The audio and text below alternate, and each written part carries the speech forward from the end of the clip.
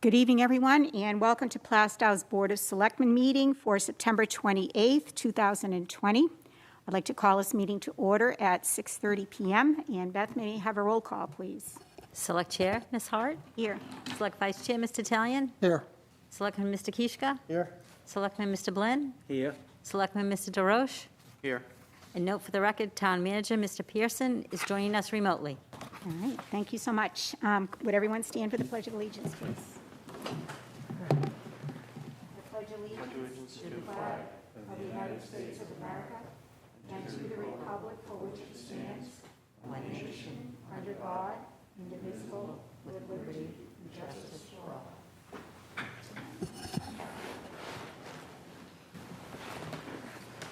Okay, so first order of business is to approve the meeting minutes for September 14th, 2020.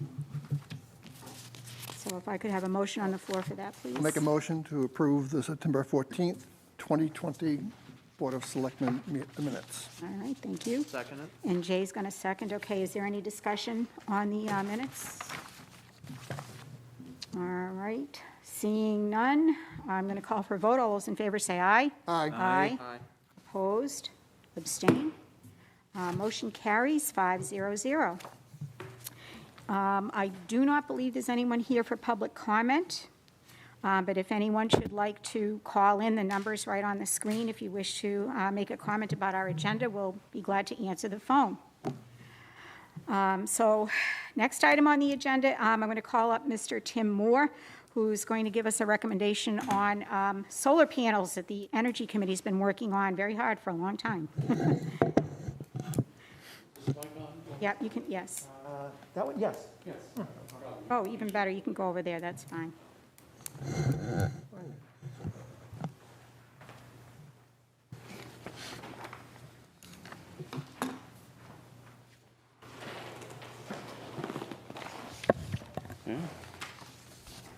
Well, as I think everybody knows, we sent an RFP out in the late spring. We got 2 responses back. One from Revision, it's located down the street in Brentwood. And the second one from TAF Solar, which is located in New Jersey. Both of the original responses were much more than we had budgeted for.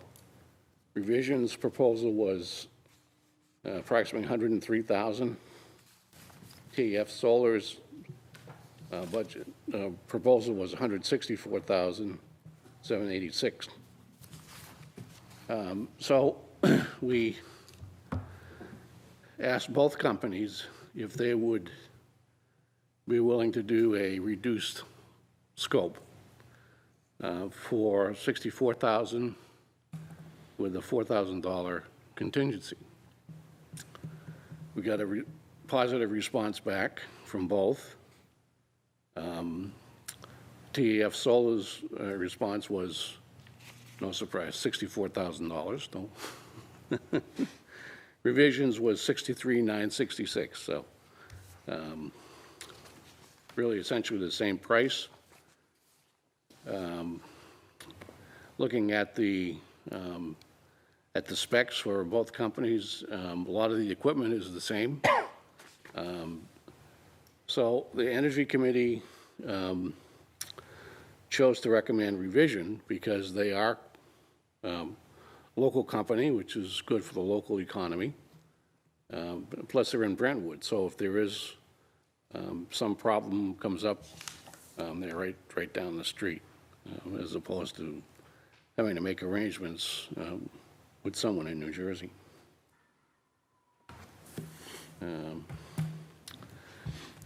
So the original proposal from Revision estimated approximately $6,600 per year cost savings, a little over $300,000 over the 40-year lifespan of the panels, and additional $1,488 in renewable energy credits, which, depending on who is selling those, You get a check quarterly, I think is kind of standard. So they sell the excess energy that we produce. Excuse me, Tim, was that $14.88 per year? Yes, Okay, yeah. Yeah, it's not, yeah, it's not much. not a no, lot, but no. that's in addition to the 6,600 Right. cost savings. So the reduced scope, which consisted of installing 74 panels versus 136, had approximately $158,000 savings over the commercial lifespan and approximately $3,900 savings per year.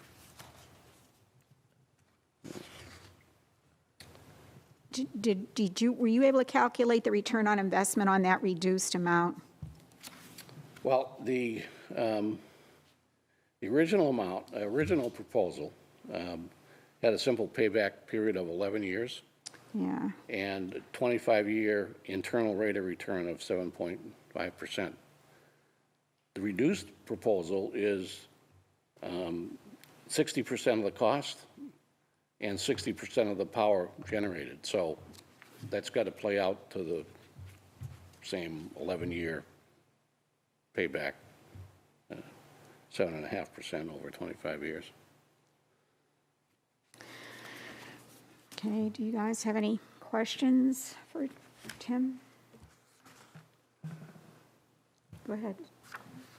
So is there a minimum that we have to have installed to make it worth our while?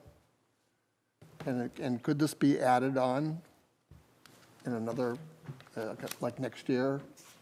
Or would they put these things up and that would be it? If we go with the reduced scope, could we add to it? Yep. Yeah, I don't see why not. That's one question, should we go forward, that I would ask. The original proposal had a larger inverter, which converts the DC electricity to AC. Right. The reduced one has a smaller capacity, but my thought was, let's put the larger one in, and then we can add solar panels later.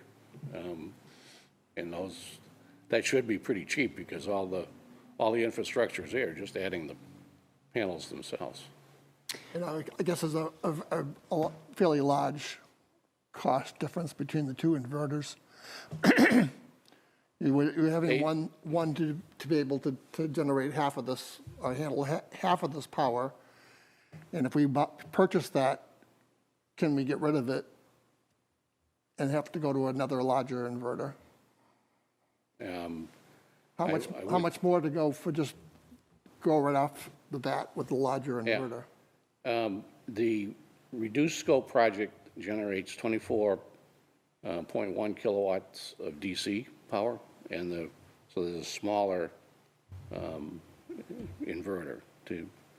The original proposal was 44.2 kilowatts of DC. So it was a difference in the inverter. They did not break out the price of each component, but Go ahead, Julian. Yeah, I'll just add to that. Usually when they do it, they always usually put panels in that are a little bit more than what the inverter will take, because they know it's not going to be at 100% output their whole day, and usually it peaks out. And there's also a limit. They can't put more than a certain percentage to the inverter. Okay. Or else electrically it's not going to work well. It won't last. The thing what I would propose is make this negotiable with the project manager of the thing. If we say, because it may not be easy as putting a bigger one in. It might sometimes, depending on what the price of the inverter is, maybe it'd be more efficient to have the two smaller ones and they add the second one on. Oh, It's like half the size. with two different. Okay. Right, and then basically you have more redundancy for one thing.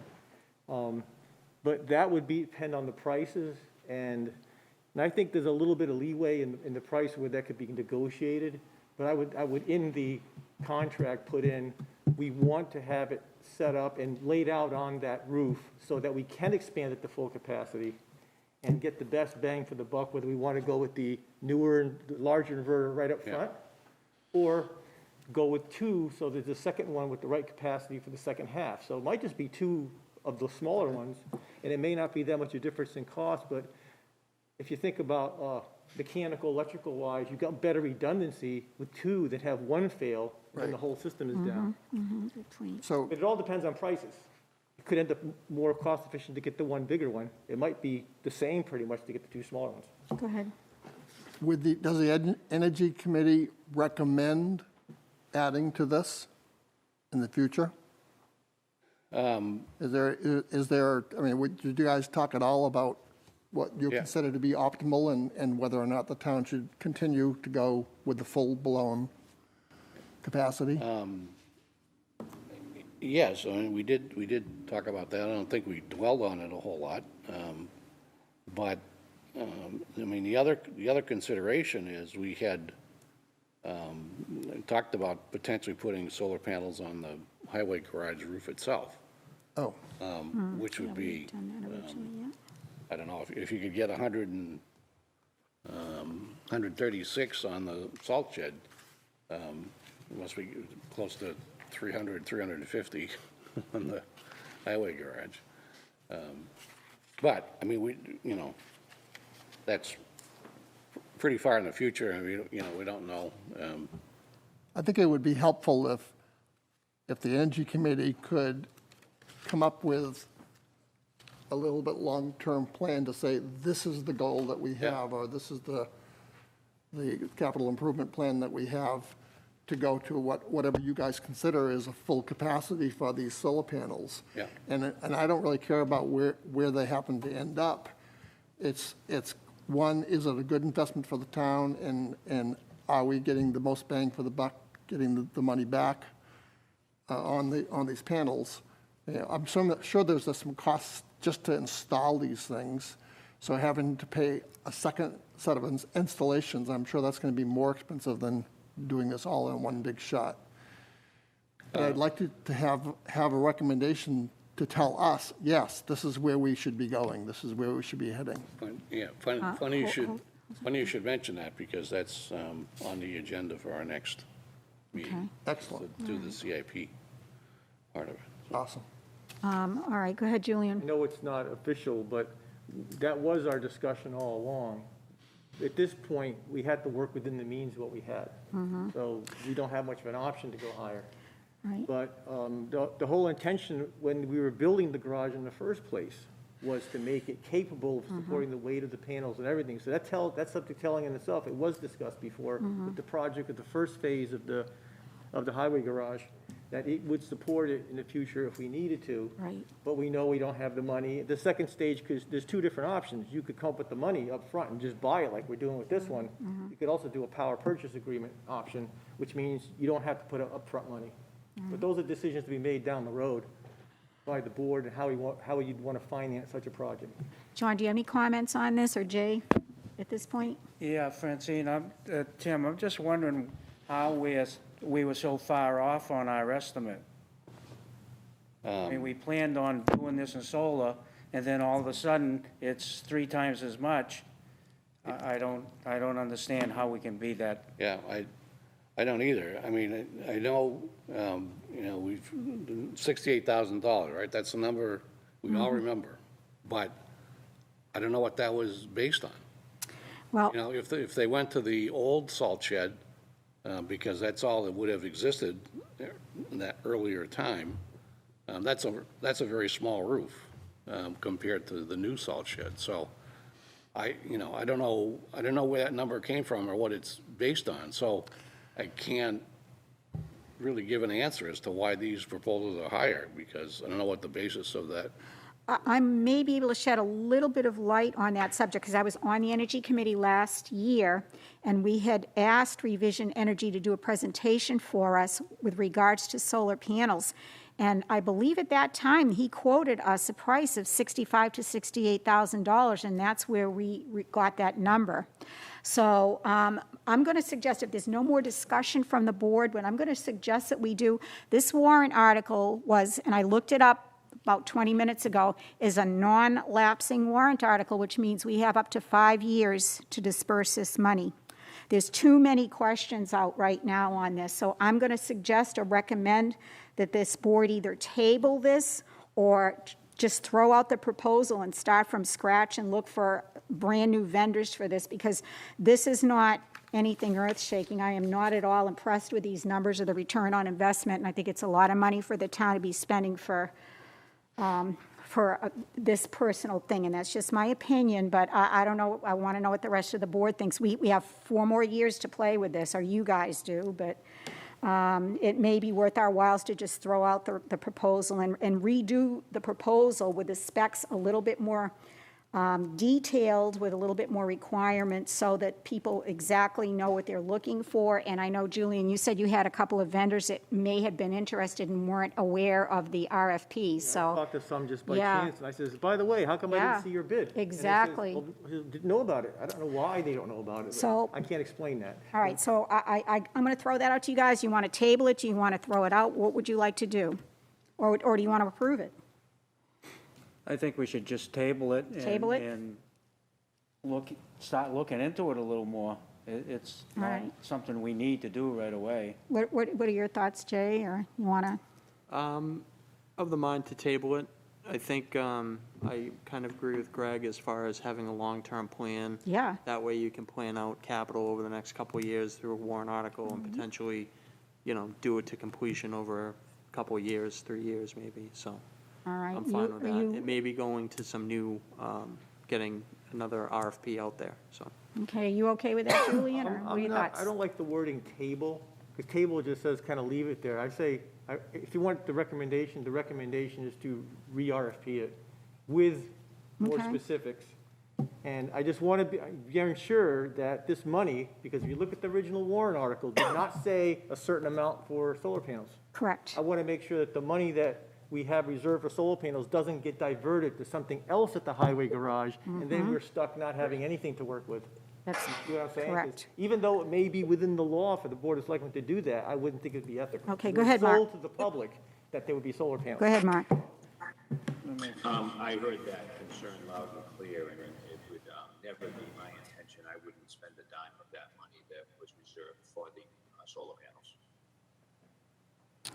Okay, so are we in agreement that we will He already re-RFP said- this? I did not hear Oh, what he all right. said. Mark, could you speak a little bit louder? Some of us couldn't hear you. Sure, I heard the concern. Can you hear me now? Yes, yes, much better. I heard the concern about spending the money. That won't happen. That money will be left sitting there until the board decides what they're going to do with those funds that were appropriated by warrant article. We would not spend, town staff won't spend a dime of that. This is totally under the purview of the board. Okay. Okay. All right, so I go have ahead. one question I couldn't get answered before for the town manager. Was the trench or the conduit already put in underneath the pavement? I think it was. Yes. I couldn't tell if it was or wasn't, because that was part of one of the contracts. They said the price included the excavation, which I says, I don't think they had to do that. So that would have offset the cost a Okay. lot. So we know now it is in there. So we could table this back to committee, and that would would take care of your concern. Basically, we are stopping this until we have an actual final strategy to what we are going to do, not just this year, but continuing. Go ahead, Jay. Can we just put this on the action item list to follow up, maybe December, January, to see where we are with it, and then? Well, let me ask Tim, because he's the chair of the Energy Committee. Tim, would you prefer that we re-RFP this with more specific information, or do you want to table it for discussion with your committee? Because it's kind of up to you on that. You get the general idea of what we're looking at, right? I do, and I would, it seemed like the consensus is we should redo the RFP. All right. So that's not what I was hoping for, but. I know, way it I is. understand that, but, But- you know, what we were promised and what the end result is, as Julian said, pretty far between. I would say this, though, when we re-RFP it, don't put my name as the contact. Okay. I don't. That was my I mean, fault. I That was don't- my fault. I mean, it's not, I didn't mind doing the work, but, I mean, it took us 90 days to table it, and it's nobody's fault, that's right. Right. But it just was a perfect storm of delay. Right. The RFPs were due on July 1st, which was Yep. a week the Energy Committee didn't meet. So by the time the Energy Committee met in August, we were, kind of 30 days into it. We had questions, we got those back in September, and then now at the end of September, we finally get to a point where there was room on the Selectmen's agenda. So however, I don't care however we do it, but it should be more the Selectmen's project. When you get Okay. the responses, fine to give them back to the Energy Committee to review and make recommendations. That seems Okay. like a logical thing, but All right. take us out of the The administrative decision loop, or right, whatever, okay, whatever you all want to right. call it. All right, so go ahead, one more thought, and then we're going to move on. Because as anyone knows Tim, he's got a lot on his plate with planning board and Yeah. the Conservation Commission and things like that. Okay. And there is this big inherent delay of the Energy Committee versus the people who are more versed in making RFPs. And I think it should go to RFP also, because if you just table it, you're going to end up with the same two vendors. No All one right. else is going to bid. So let me kind of consolidate your thoughts, could we have a motion on the floor to reissue the RFP for the solar panels and put that on our action item plan for the Board of Selectmen to complete by, when would you like to do that? I don't even know if we have time to do it by the end of the year, or would you like to table it until January? I mean, what do you think, what do you guys feel comfortable as far as a date to get this done? Within If 60 we are days. going to do something this coming year, then that means that we need to put a warrant for No. February. No warrant. Well, you may. No, we depending on already what have, excuse me, we already have the money appropriated in the original warrant 68 article. 68,000, but if we Right. need 150,000, we need to be able to allocate more money, correct? We're saying Yes. that the Yes, but see, 64,000 is I'm- not going to do the job. It's And a so- possibility. So my first thing is, what is it that we are trying to do? How much power are we actually trying to produce? So what is that number? Now we can write an RFP and send it out, but we need to be able to pull that money in, don't So, all right, so again, I'm going to ask you, when do you want this RFP to be distributed by? December 15th? Give I me a would say date. within 60 days from now. 60 days, so end of November, November 30th. Are you guys all comfortable with that? And then that gives so many months for to get a reply, and so we All can right. decide what to do. All right. What direction to go. Okay, all right, so Beth, you got that, That's a motion on the floor to reissue the RFP for the solar panels. And Second, who made the motion? I would like someone to put the motion on the I'll put the floor. motion on the floor. All right, and to have this done by November 30th, and we have two members of the Energy Committee here. And you're already, I don't know, can you guys manage to do, can you manage to cobble together an RFP for us, or do you need help with someone on this board to do it? What do you think? Could I put you guys on there to do that? I guess we could take the original RFP and see how we need to massage it. We're not starting from scratch. All right, if you're too overburdened, because you've got a bunch of stuff on your plate, could I ask you to spearhead that? And if you need me to help you, I'll jump in to I help would you. say the RFPs, the response is not to the chairman of the Energy Committee. Right. It'd be back to the Board of Selectmen Right. or the town manager. I don't know which is more appropriate. But you have to Whichever way is develop left the to right. RFP. You have to spec out the RFP for us, so would you Yes, be willing to do that? Yeah. Oh, great. Okay, so Beth, can you add that on to help me, our right, Tim? action item list? Julian made the motion. I'll second it. And Greg's going to second it. So the RFP should be on the floor by November 30th, and I think that is a day for our meeting, so we should be good with that. All right, thank you, guys. I appreciate that. And while I have Tim here, we have to vote on it. Okay, so all those in favor say aye. Aye. Aye. And opposed? Abstain?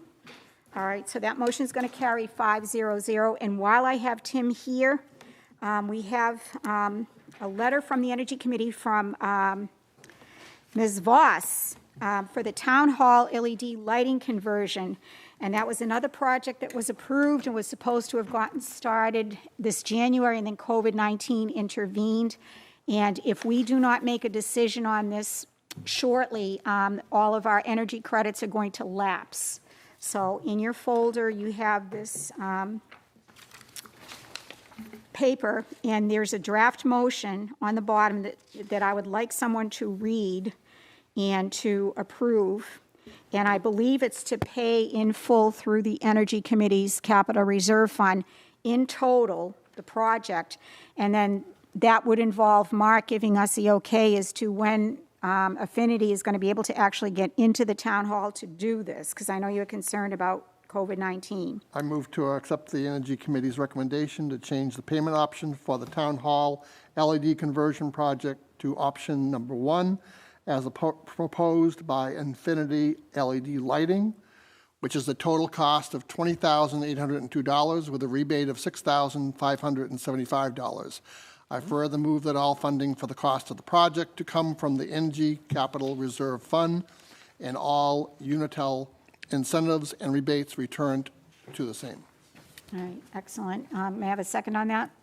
I second the motion. All right, I got a question. John seconds. Okay, go ahead, discussion. Discussion. We had the Energy Committee, we were talking about this. Yeah. And then we weren't exactly sure how much was left in the fund.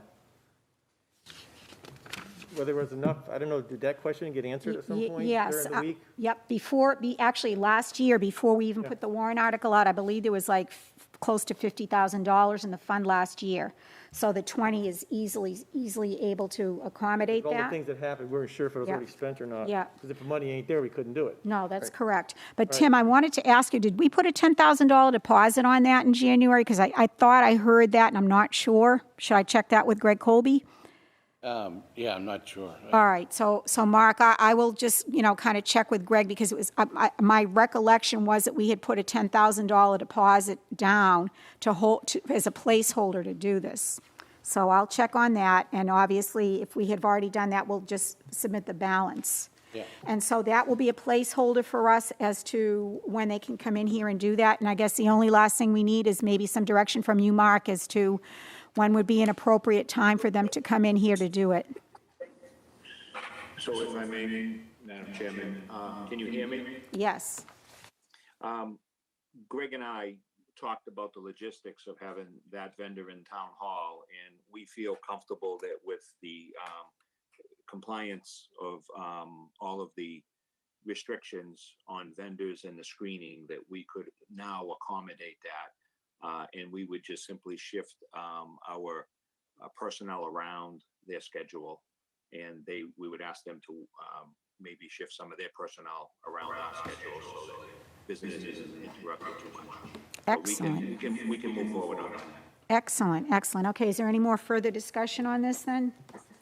All right, so all those in favor of this, say aye. Aye. Aye. Opposed? Abstain? All right, so that motion carries 5-0-0. So as far as the process, Mark, should I inform Dee of your decision and the board's decision so she can spearhead that, or how would you like that to flow through? Well, Beth can simply just relay to Dee tomorrow that the board approved it, and that Greg Colby and I will work with them, the vendor, to schedule them as soon as they're able to come in to do this. Thank you so much, Tim, and I appreciate all your hard work, and I apologize for making you work so hard on this RFP, but we'll give you a break for the next time. Here's a question. Francie. Go ahead. It's unrelated, but Tim, do you know when the CIP meeting is going to happen? No, it's going to happen soon. Okay. Lay out a schedule probably tomorrow, and send that out. All right. Thank you. All right, thank you so much for Yep. attending, Tim. We appreciate that. I'm going to hang around, and listen to some trash talk. All right. We will be talking trash, trust me. So the next item on our agenda is Thank you, Tim. we're going to review the parking expenditures for the November voting. So Mark, can I turn that over to you, if you don't mind? Yes. And I'll try to talk a little louder if you're having some difficulties hearing me. So in your package tonight, you should have two documents. One is listed at the top, Town of Plaistow proposal to existing facilities, and it's got a bunch of bullet points of numbers on it. And then the second one is just a couple notes that Greg and I worked on this afternoon with a motion, a proposed motion for the board. So I will just briefly go over this presentation, and then I will take any questions the board might have.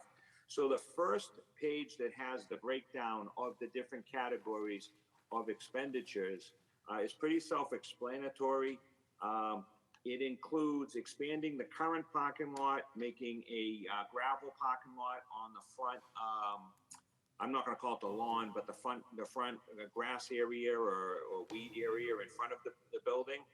And it would include all of the paving around the salt shed and basically really expand the parking lot, and then have a gravel parking lot and install a Cape Cod berm for the water. And in the proposal, you'll see a golf cart transportation. Our estimate is 1,000. And I went and met with a local contractor on 125 that provides golf cart transportation. I think that would benefit everybody at the site and give some people rides back and forth to their vehicles and speed up the process. I've also been in touch with Methuen Construction president and owner, Joe Barbone, and we're in discussions, but he has favorably informed me that he will work with us. His concerns would be that that this would be for overflow parking on the day of voting. So what we're proposing is to put a Plaistow police officer detail in the parking lot to make sure that the people voting park in a certain area, and that his customers and deliveries and tenants do not get disturbed.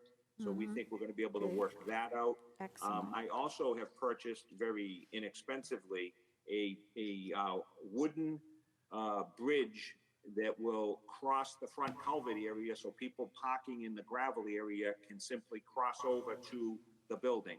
I would have to hire a contractor, which that estimate's not in here, but you'll see why, what I'm going to do to account for that. So we would put railings on it, and people would be able to cross real quickly, come in, vote, and cross back to their vehicle. So there is an overall plan, and also the moderator has met with us today. So we would bring back this result tonight of this discussion to the moderator, and then we could talk to him about how we can do the November elections a little bit better, because we're expecting a bigger volume.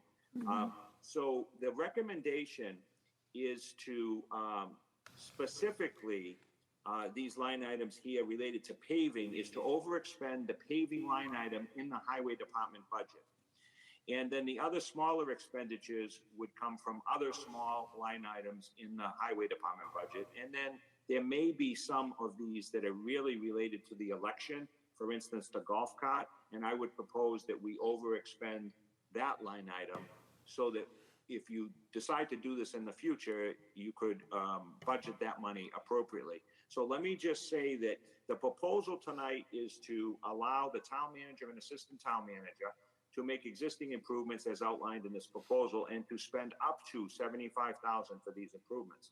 So let me just say this for the people at home, you have the paper in front of you. So how are we going to do this, since this wasn't funded in the operational budget? Well, you know, this COVID thing came along and is the very reason why we're using the highway garage. And conceivably, we could use the highway garage for the March elections. We could conceivably be using it for the deliberative session in February. So this isn't a one-time expenditure that you're only going to use one time. This is an ongoing thing, because the board, under your purview and the moderator, could decide this is the permanent polling place for voting.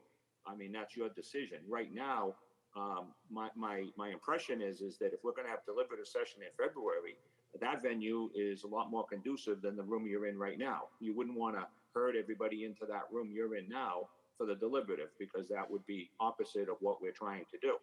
So So because of the COVID gopher funding and the CARES Act, what's happened to our operational budget this year is that we have spent money that we knew we were going to get reimbursed from the gopher and the CARES Act, and some of that money is starting to come in. We've received approximately $45,000 to date on the first payment, and we're expected that the next round of reimbursements will be over $100,000.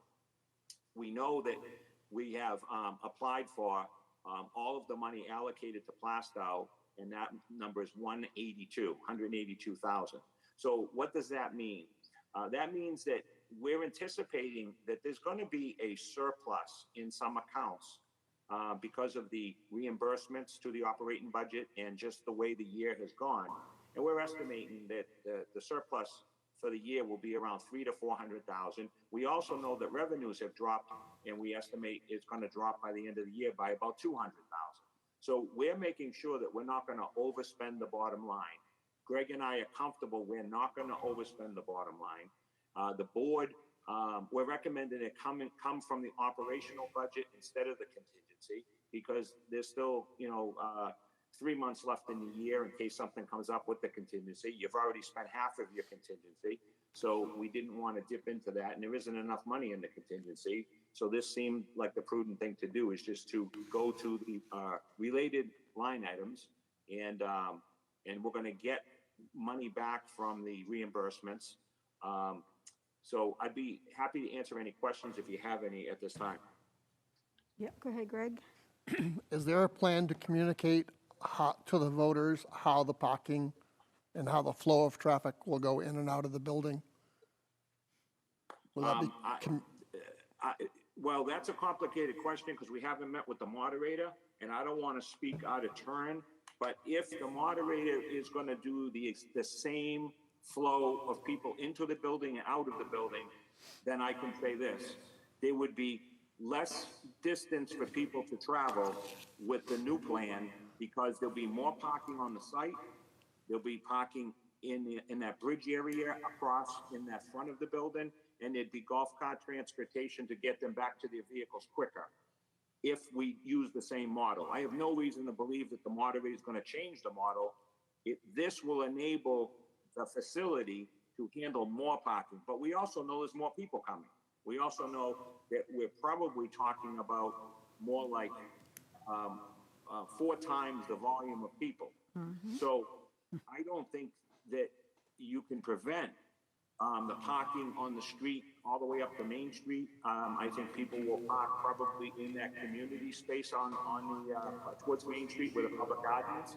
But the thing is that big golf cart can handle, a big group of people, and we would hire it for the whole day with a driver that would shuttle people back and forth, so it would be constant.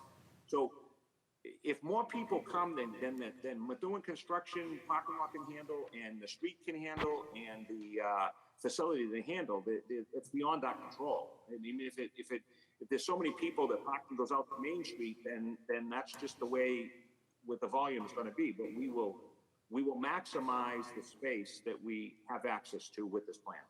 Okay, thanks. And I actually want to just interject that Bob Harb just emailed me today, and they are going to have a Zoom meeting on Wednesday. Good. And I will forward the meeting information to you guys tomorrow morning.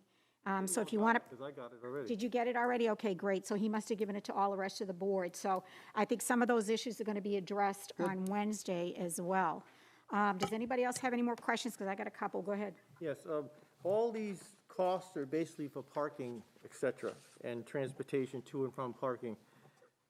Did we find any things we have to do to the building itself to make the building inside have proper ventilation and the entrances are susceptible to good flow in and out of the building without leaving garage doors open when the fall season is going to be a lot colder and probably more windy?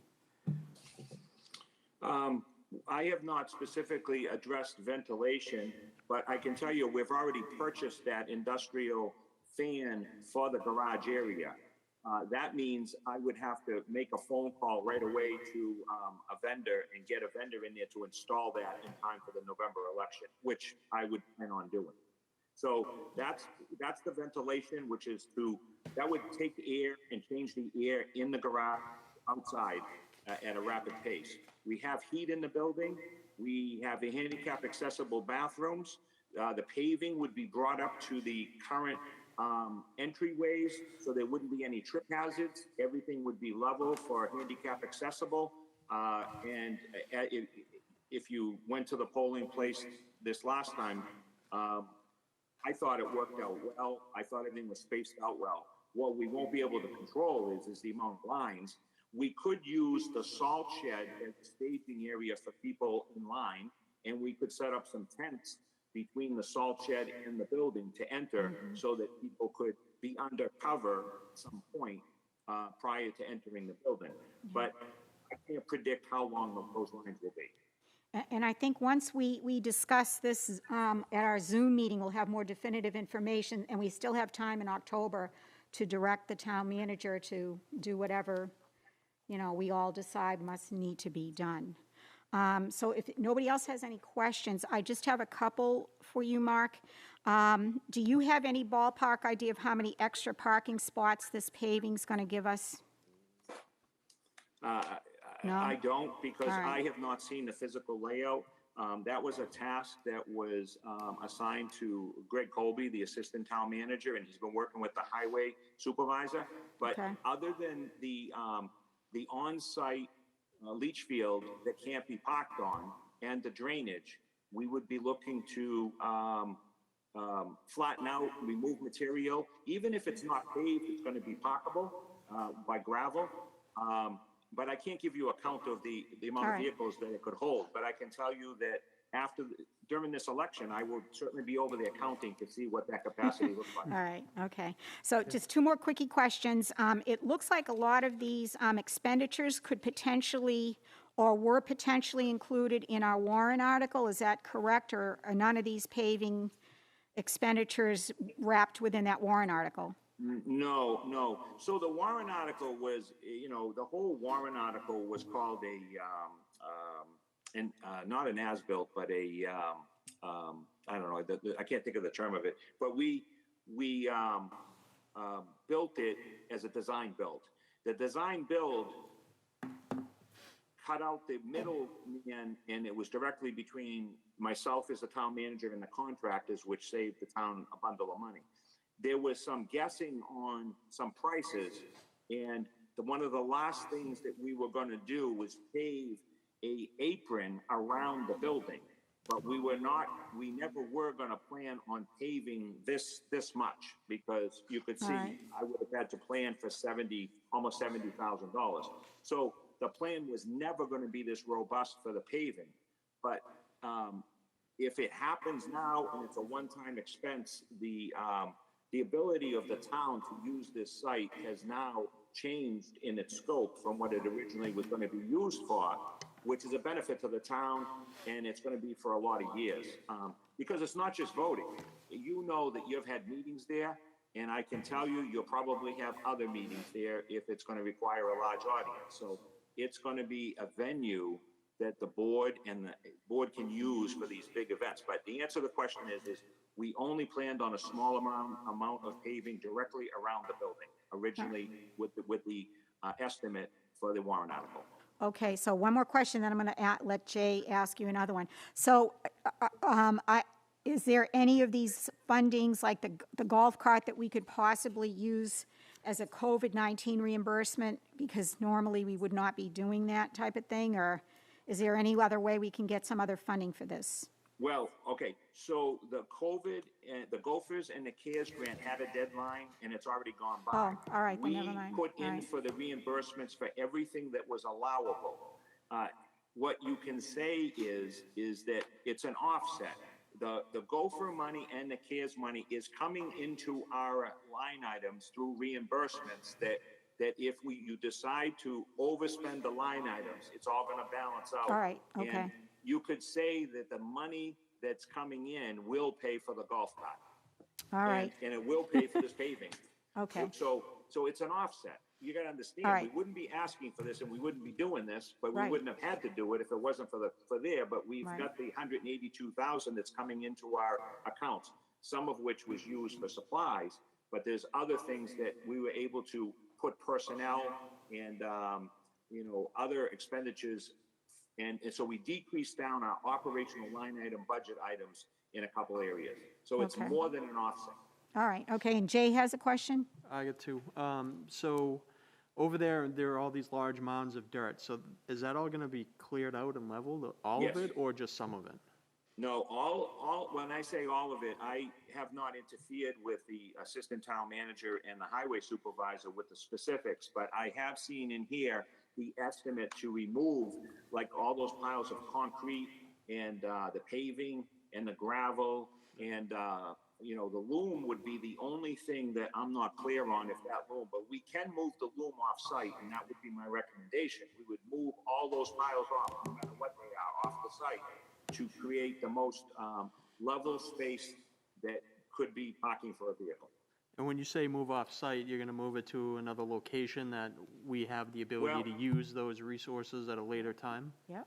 Well, yes, Okay. or currently, because we've Or got currently, two yeah. projects that are happening right now. We have one at the park, and then Right. eventually we're going to have one starting over at the public safety complex, and it's the same contractor. So we have made that contractor aware of the material we have on site, and he's going to come over and look at it, and we don't want to move material twice. So if Right. there's something that he can use and they can move it They'll just once, take that's the way to do it.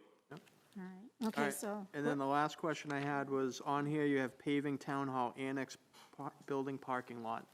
You didn't mention that, so I was just, Okay, yes. So, as you know, the parking lot over there is all broken up. It's been broken up even when the court was there. So in this proposal, we're not limited to the scope of what you want to do, because this is an anomaly. So Greg put in there for that parking lot to be done within this funding package. So this funding package is going to take care of both the new highway, the public works garage, and the courthouse annex parking lot, which needs to be done.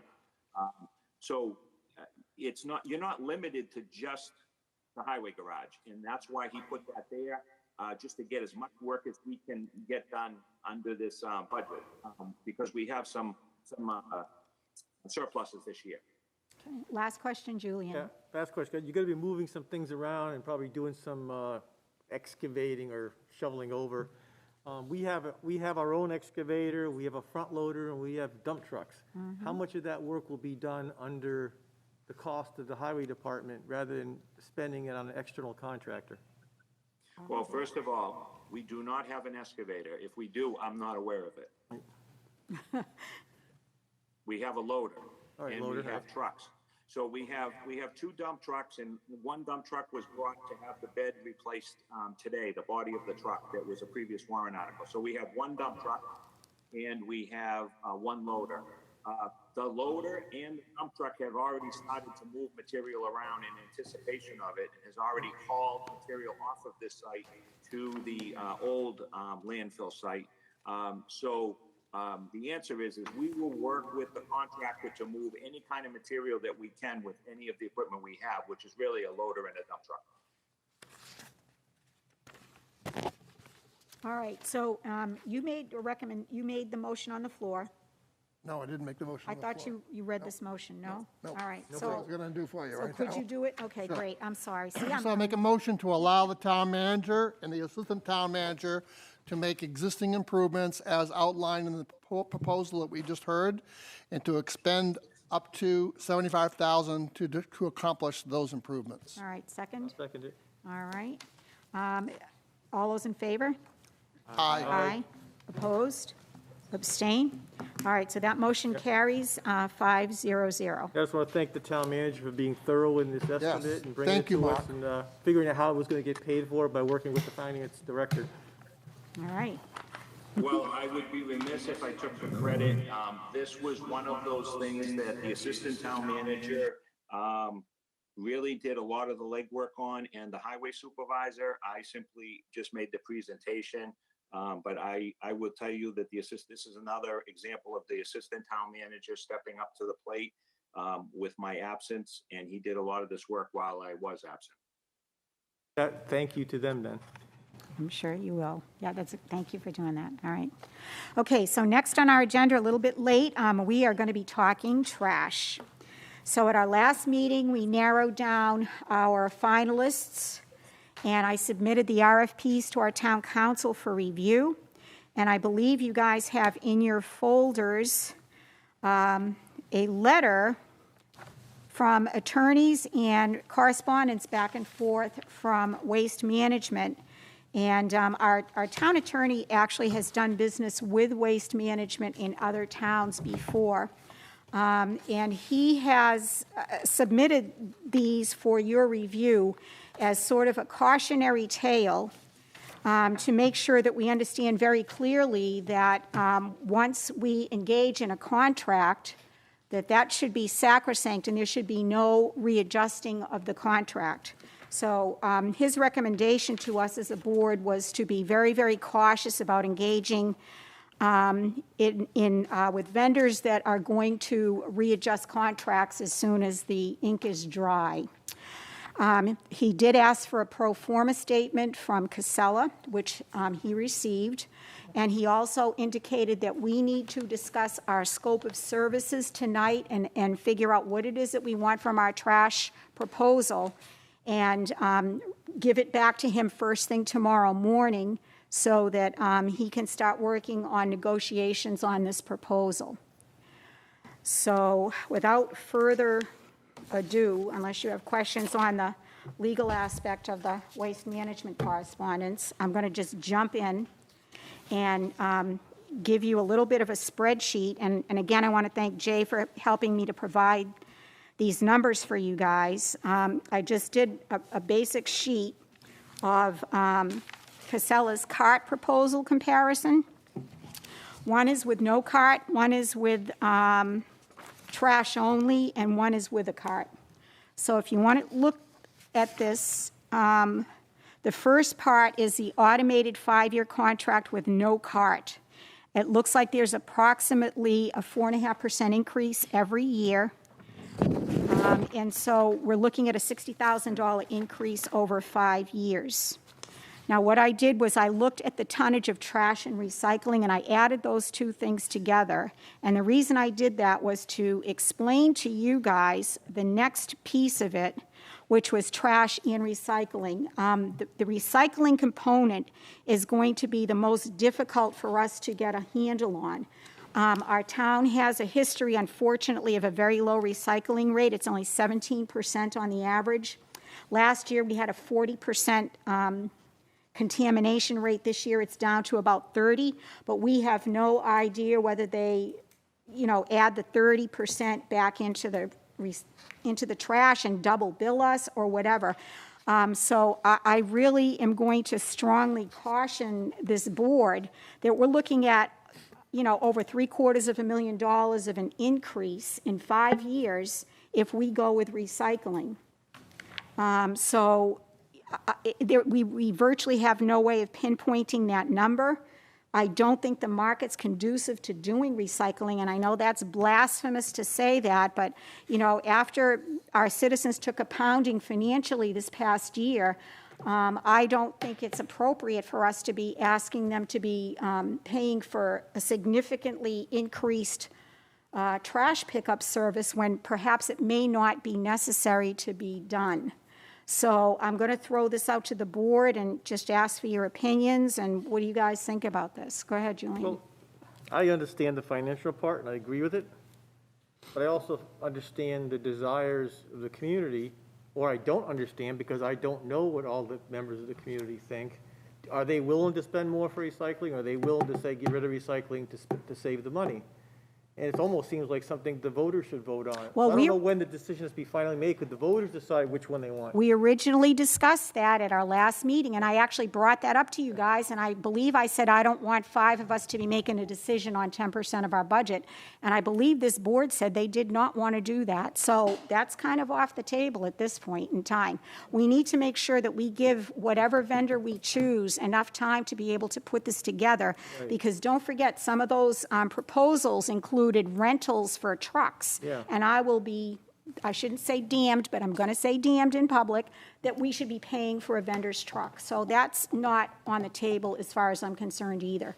My thinking is if we can manage to reel this in as carefully as we can, when and if the market changes within the next 5 years, you know, we can, I'm sure we can renegotiate a recycling contract, but. So that's a go really ahead. important point to make to the public, is that if we decide not to go with recycling, that doesn't mean that we're never going to be able to Correct. recycle. Correct. And I agree with you, from what I have seen, there is no market for recycle. The recycle cost is going to keep on going up because there's less and less places to sell recycled materials.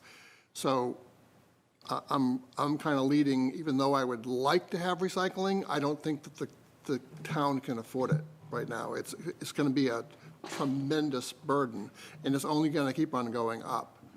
And if the market turns around, if recycle start shooting up, and we can get a participation for the Good point. townspeople to actually break up in their recycling, which at 17% is pretty, right now, that's pretty, Poor. pretty bad.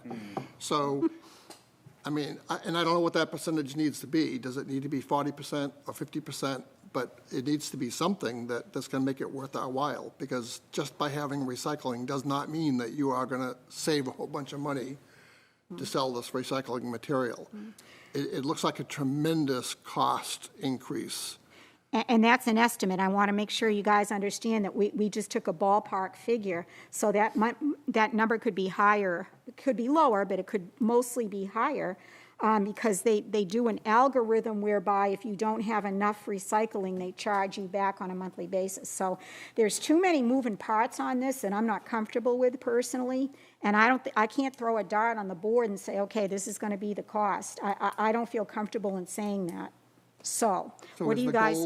So is the goal to be able to at least whittle this down and go back to the company to ask them for an actual cost, an actual price? I don't think they can do that, because they're doing this on a monthly basis based on what the recycling situation is. I don't know if you remember that. What I'm saying is that if we decided as a board to say, we will not do recycle, we'll just do trash, we would then go back to the company and say, this is what we are looking for, and they would provide us with a hard number. Well, I'm guessing that if you look at the automated no-cart, those are hard numbers. The tipping fees are for trash. Yep. The base rate is for trash, and all we're doing is increasing the tonnage from like 3,500 to 4,200. So this is part of what the scope of services are that Sumner Common will be negotiating with the contract. Okay. So I think you can pretty much take the annual cost to the bank, give or take, and again, it's an estimate, because we don't know whether we're going to have more or less tonnage and trash. Okay. But I guess I'm leaning quite a bit more towards just doing only trash. But I want to get your thoughts. Jay, what do you think about this? And John, what are your thoughts? I'll get to you, Julian. Go ahead, John. Yeah, well, we have to get rid of the trash. There's no Right. way around it. And I feel the same way, that I don't want to give up recycling, but we have to, because that's the way things are. I deal with a lot of plastic, and I can't get rid of it. I pay people to take it. So I get the concept. So I'm going for just no recycling. Jay, do you have any thoughts, or? Well, my whole thought on this is, I'm going to stick with recycling. Okay. I think and maybe there hasn't been a lot of education in the past few years, but maybe an expanded education program to try to get people to understand more what exactly they need to recycle. And I know in the past we've had TV shows and all kinds of stuff. You know, on the other hand too, you know, we could potentially send out a survey to the townsfolk and ask them, you know, are you willing to pay more to recycle? You know, if you guys want to we discussed having a public hearing. I don't remember we made a final decision on having it or not, but It wasn't a formal vote, but you guys did not want me to do that. Maybe having that to have people come in and voice their opinion on it. because I'm in favor of recycling. I know the cost isn't there, but, I'm willing to pay that extra amount to be a good steward. I know the recycling market isn't great, and, but I did like some of the proposals that, the recycling will go to places within the United States and will be processed there and used for other places. So, I'm going to stick with it, but, Oh, okay.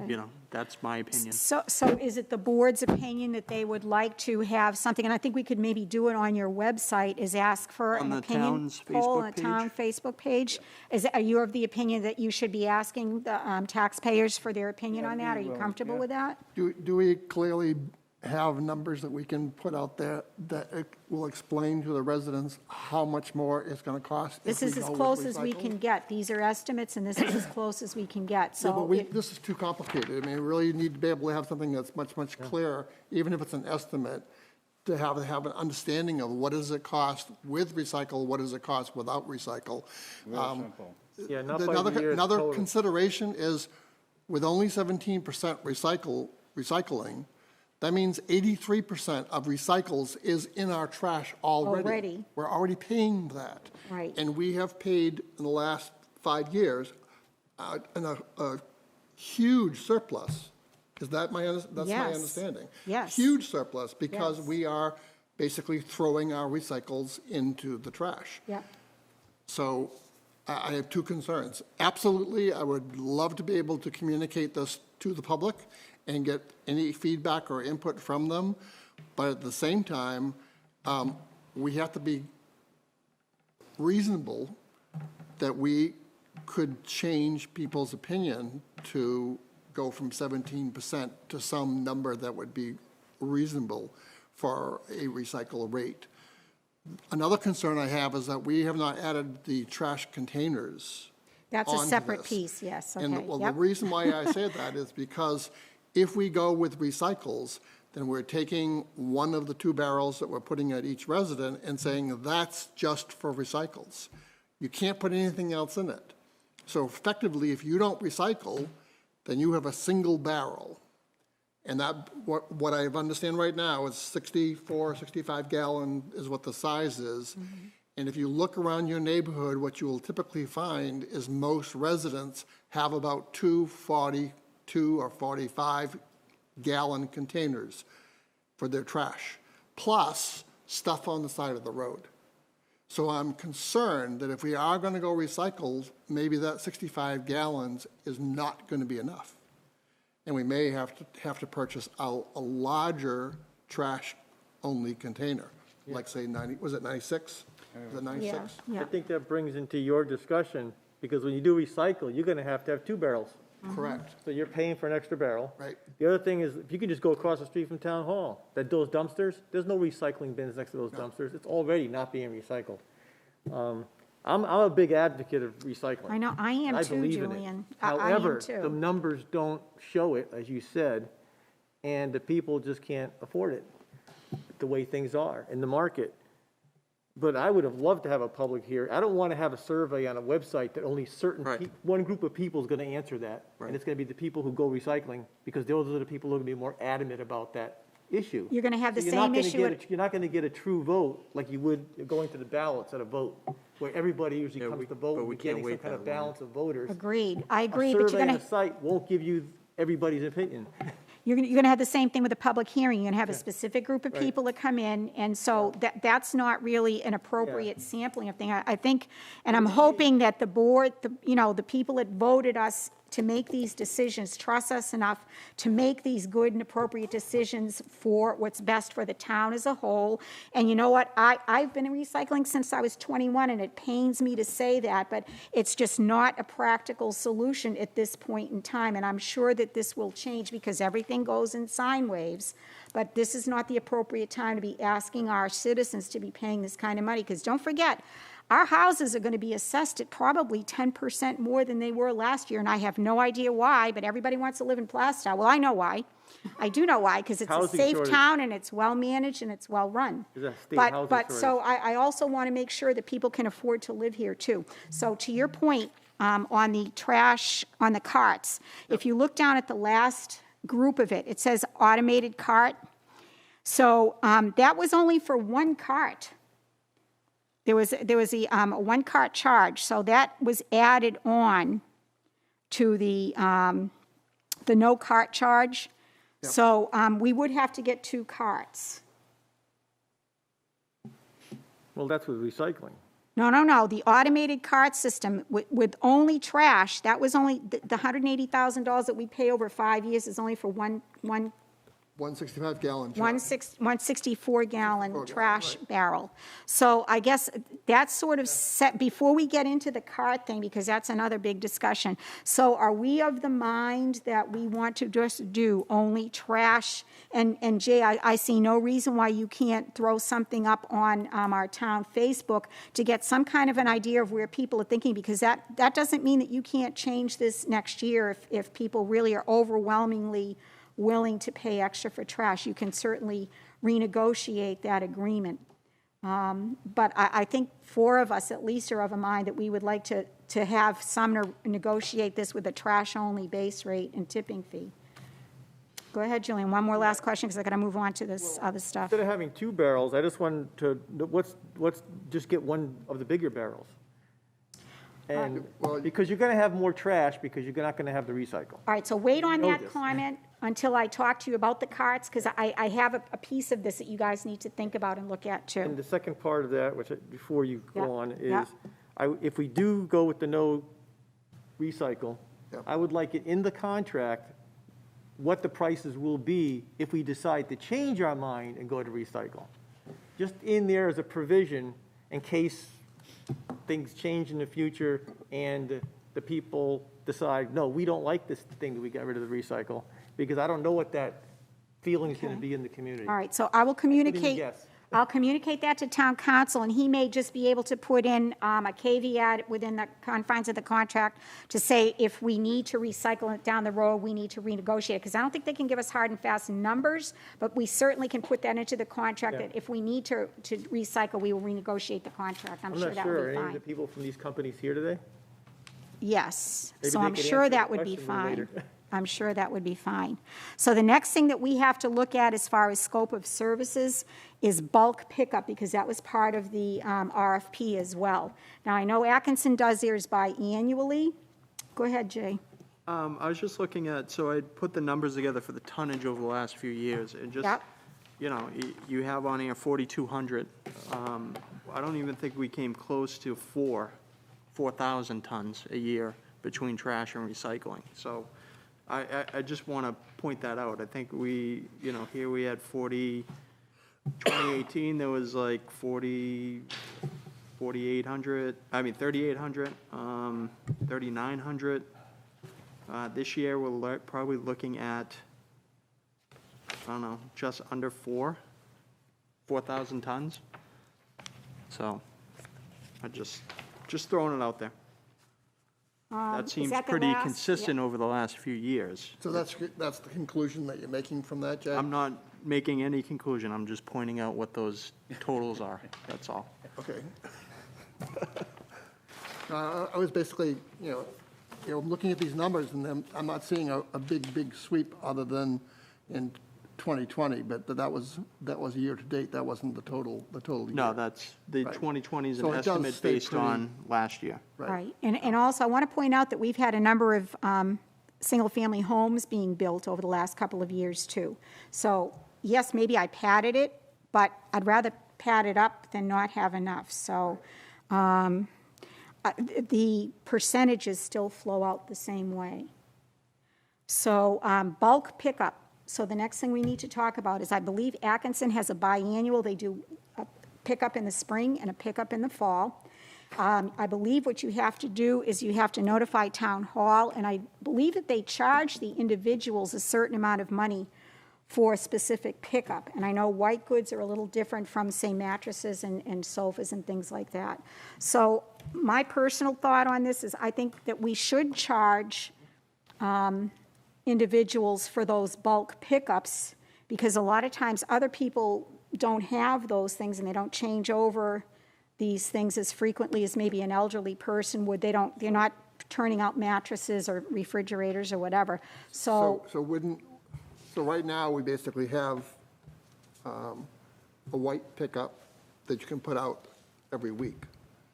Are you saying that goes away, and we no, only no, can do no. it twice a year? No, what I'm saying is basically Atkinson requires their taxpayers, if they have stuff to put out that's a bulk item, that the taxpayer Oh, that that's puts fine. it out pays for it. You were talking about semi-annual pickup. That's what was confusing me. Yeah, well, that's what, we can do it every week, or we can do it semi-annually, Oh, okay. or we can do whatever we want, but my point is that whoever's utilizing this, not everyone should be paying for a few Correct. people's bulk pickups, Should be a in my rate, and it should opinion. be communicated, but I think people are really, just my opinion, and what people I've talked to, they want that. They want that capability to be able to bring something to the curb, even if they have to pay for it. So are you of the mind that you want to do it weekly, monthly? How do you want to handle that?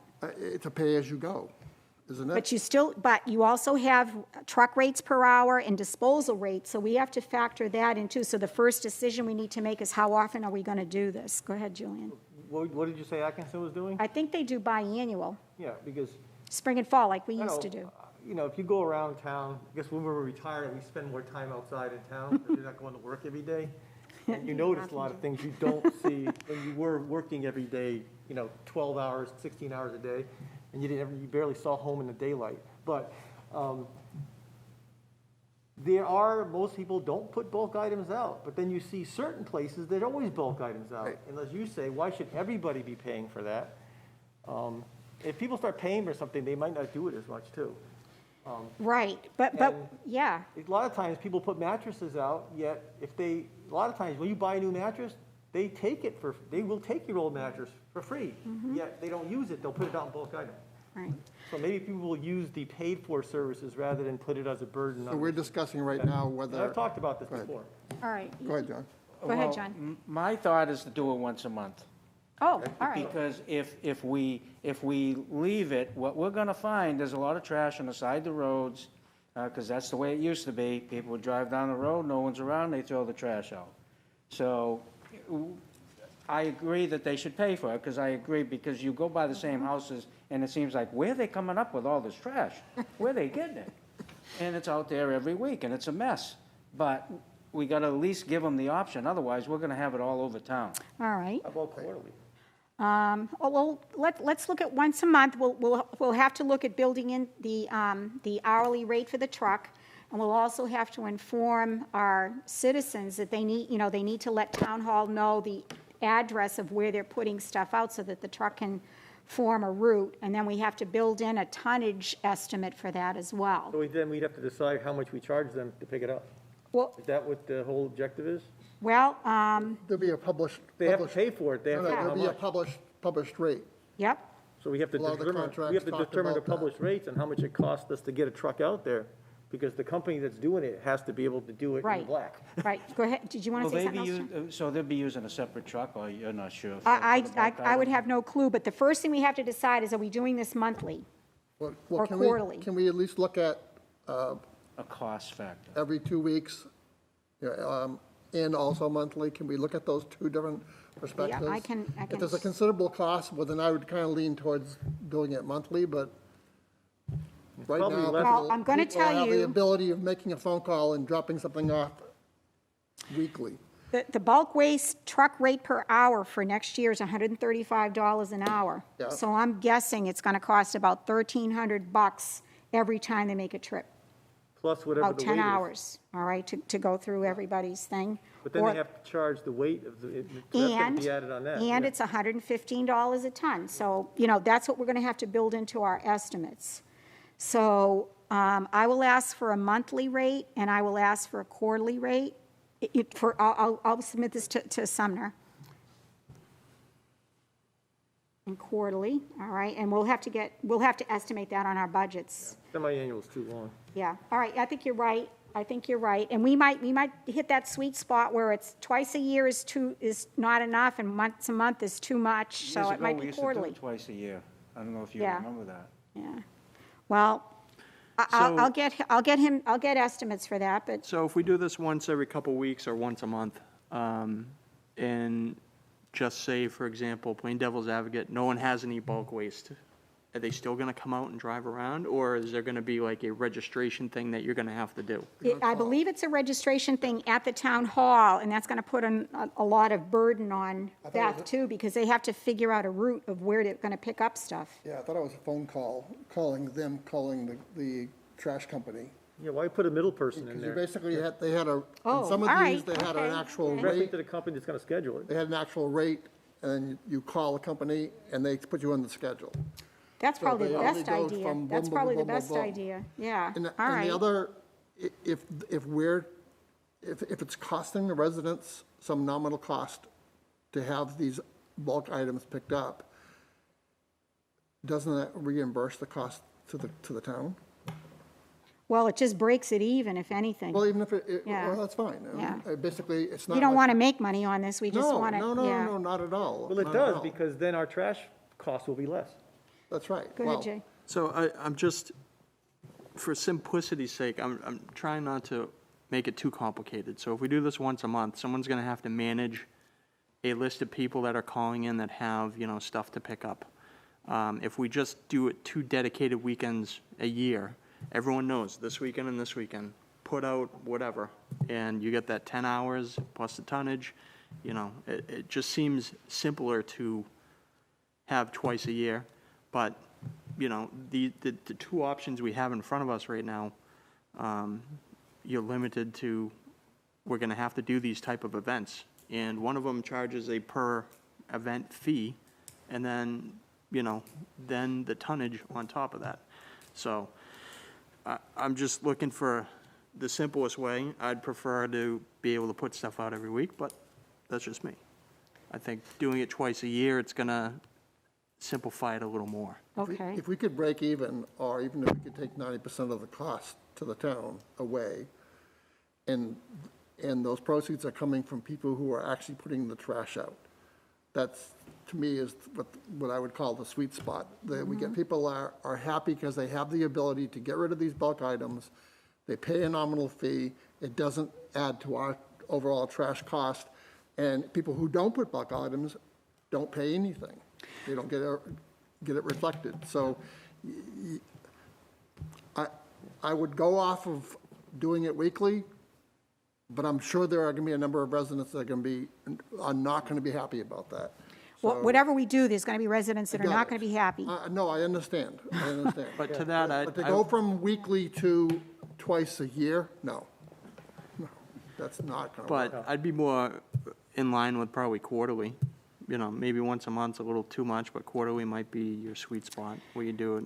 Well, do you Let's want? find what the cost is. Let's find out what the cost is, and then we can make an educated decision about. Well, I do want to point out to you that white goods are completely different from all the other, quote, bulk trash. White goods are really refrigerators Okay. and literally white goods, dishwashers, stoves, whatever, appliances. And that's where you pay yourself. Yes, you pay yourself for You that. schedule that Yep, yourself. yep, I've done that exactly. with washers and And that's dryers done, and. that's done through the company. So Right. you're talking about like what? Everything else, sofas, We're not talking about mattresses. CRT screens and things Tires, like that. whatever. Say We're again? not talking about CRT screens and things like that, which you can't just put out in the trash. White No, they goods- will tell you that. white They will goods tell are you not- there is they're things not that they included, will I not don't pick believe. up. Right, Yeah. right. And there's a list for that, too. So go ahead, John. Well, I know some towns have a large dumpster of their own to allow people to bring the stuff over. So, there's a possibility of putting some dumpsters over to the Old Town landfill like we used to do it, and then you have a dumpster full with metal. Now, there is a market for metal, and it changes all the time. So you have a couple of dumpsters for different types, and then you charge the people to come over and you get a permit to come over and put it in there. Then you just have them hauled away. Now you don't have guys running around the town. Well, yeah, but you'd also have to engage employees of the town to monitor it, too. But you do it the same, like every other Saturday, you have 8 to 12 or 8 to 2, and if they miss it, they miss it. And you take the cost of the employee, part-time employee, and the dumpsters and what you're gonna sell, not that we're in the business of trash, but we're kind of in the business of trying to get rid of it. Mm-hmm. The papers prove it. So these are just other options. Okay. Go ahead, I Julian. think we had this discussion during budget season last year about trash or the landfill option. And the people Yeah. had to be certified, so it's not that easy. And it might end up costing more, and then you still have to get rid of it because they always wonder also whether or not they're gonna slip in something that's a toxic or something that Well, doesn't belong. That was my And concern. then we're yeah. responsible for it. Yep, yep. But all the, It's a all great the, idea, except that it's the one or two people that are gonna wreck it. all the employees are certified. Right, All the but then we highway, have to pay all the their- highway we have to- department have been certified, But it so was they're quite all expensive when certified. it got added up during budget season. The issue was that the budget committee did not want to pay for a second person. So basically, we're dumping other things like branches and whatnot. And now if we're going to start collecting metal and glass and whatever else, we'll have to have it in the budget. It's going to cost money. It's not going to be All for right. free. So what I'm hearing you guys say is some of you want twice a year, some of you want quarterly, some of you want monthly. Let me put all of those options in to Sumner and see if he can get the best idea. But you are all in agreement that if we do bulk pickup, not white goods, but bulk, that anybody that's scheduled for that will pay a fee, correct? Is that correct? All right, how do you want to do that? I'm listening to everybody, and I don't think anybody here agrees that twice a year is good enough in any case. So why even put that on the option? You said I that don't people are think going to dump Simpler. trash all over the place, and Yeah. wait half a year. And I don't know, I thought, I got these impressions from other people that semi-annual would be too long regardless. Well, Atkinson does it, and Jay's, we used to do it. We I know. used to do it, and Jay mentioned it would be a lot simpler, and maybe, because everybody does do spring cleaning and fall cleaning, or at least I do. I always get my junk out for the next season, so I'm going to ask him, and it's not going to hurt to ask. Okay, Just doesn't take, hurt. just take the biannual out and look at monthly and quarterly as two options. Is everybody in I don't know. Are you okay with that, Jay? all right with that? Yeah. Yeah, all right, okay. All right, so now my last question to you guys is, what would you like to charge our citizens for bulk pickup? Is there a particular number you guys have in mind for however much they want to What it put out? costs to do it. I don't want to make a profit on it, I just want to. Well, make we sure we won't know, because we're going to pay, we're going to pay a tonnage fee, and we're going to pay a truck fee.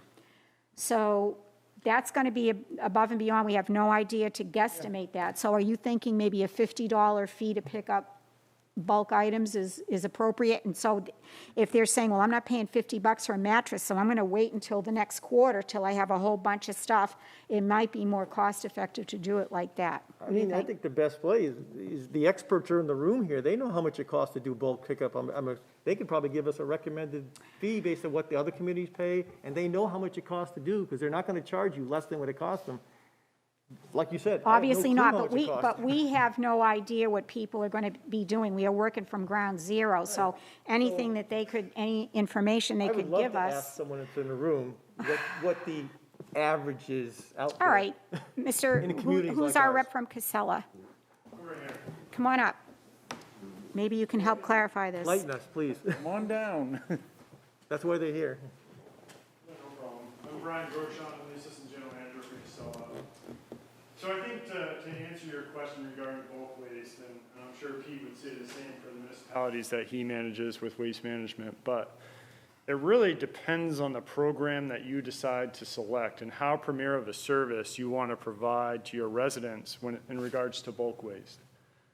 There's a lot of ways to tie your shoe. Just with bulk waste disposal and that program, there's a lot of different ways to manage that program. The frequency in which it occurs is going to be customized to that particular community.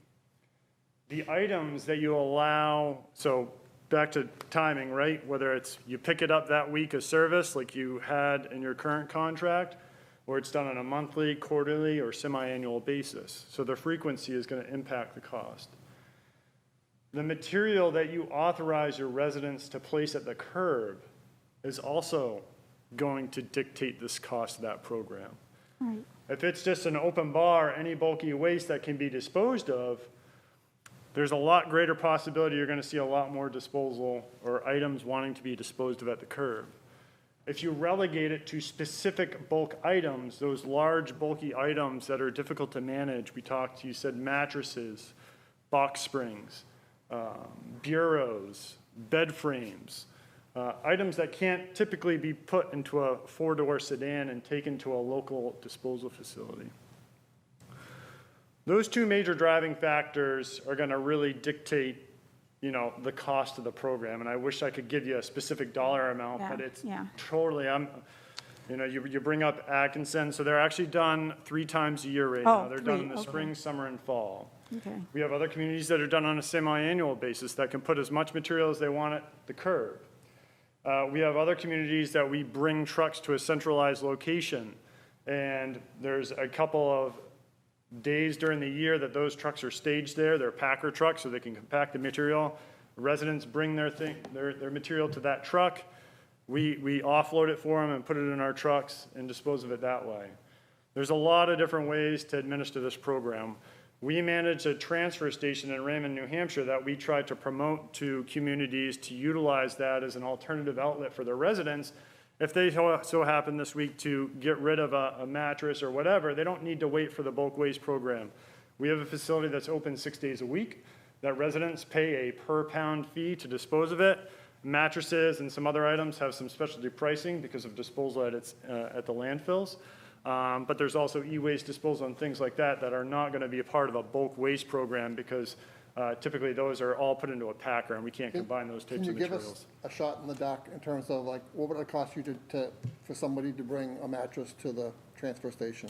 I We believe, won't hold you to it, so. yeah, so the cost right now to bring it to our transfer station and I believe it's $35 right now. Okay, thank you. All right, so we basically have to put a list together of what we're allowing for bulk Yep. items to be picked up. And if we can use a transfer station over in Raymond, that would, really help a lot as well, although I'm not sure a lot of our residents have the wherewithal to do that, and that's the issue.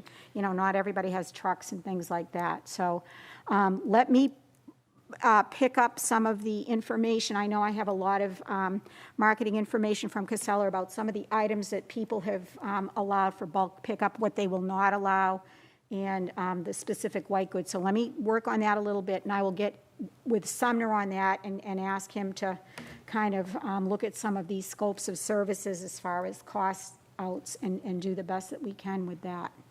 So thank you. All right. Oh, could you add, since I didn't think the 3 times a year option as one of the quotes? No, I can do that too. I We mean, didn't think about that. It's kind of in the middle between quarterly and semi. all right. It's only a month difference. All right, I'm not going Spring, to, summer, try fall? not to drive Sumner crazy, okay? We don't want him to do too much stuff here. So the last thing we do need to talk about is the CART program.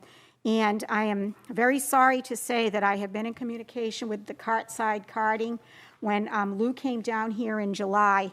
And the numbers he just gave me this morning are incredibly different from what they were in July. They're quite a bit more expensive, and I asked him to go back. He had the wrong numbers, the wrong amounts. He's charging for freight now, whereas he wasn't doing that before. So I guess I need to do a little bit more homework on that. I guess my thought is on this is if we're paying an extra approximately $35,000 a year for a cart charge by having the vendor pay for it, should this board in 5 years decide to use another vendor, you lose that cart. So I guess my thought How much is that again? it's about $35,000 per one cart per year. If you look down at the bottom here, see where it says automated carts? I think they increased it by 4.5% each year. So, You'd have to buy about $35,000 worth is what you're saying. well, you don't buy it. That's the problem, is it's included in the cost of the automated cart, but at the end of 5 years, if you want to change vendors, say you don't want to use the current vendor that you award the contract to, you don't have any carts, whereas if we go with the town purchases carts, the town owns the carts for 20 years, and it doesn't matter what vendor you use, and it's a lot more cost-effective in a long-term situation.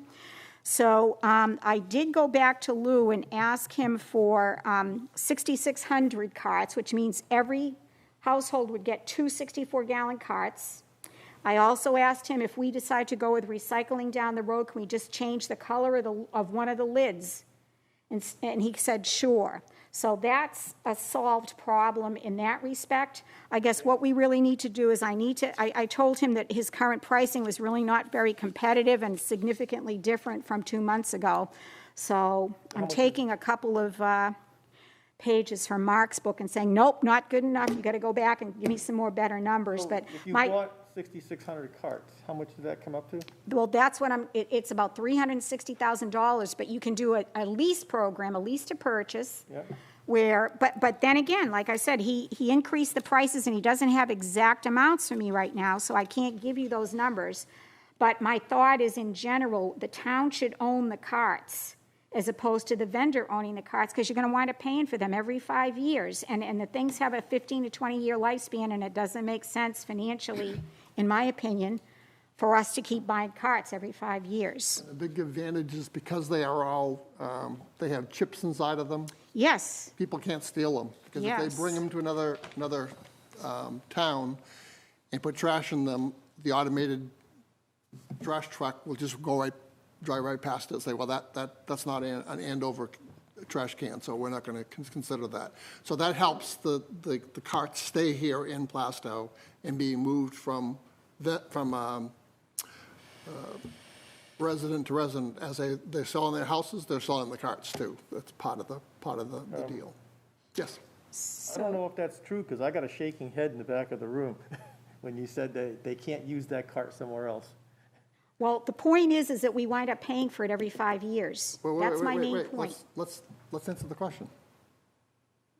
Are you saying that if have to it's allow it. chipped and it's automated? Pete LaChapelle Waste Management. Yeah. Yeah, they have the chips in there, but you Yeah. have to invest in the software. I don't know if Casella or Waste, that's the other piece of it, Okay. the software to get. Then you would be able to kind of track them, but we do it in Lynn, Mass, and there's another couple of municipalities. But sometimes the software is not that reliable. I mean, we're working out some of the bugs, but, it's a truck. It bounces and yeah. things get messed up, so.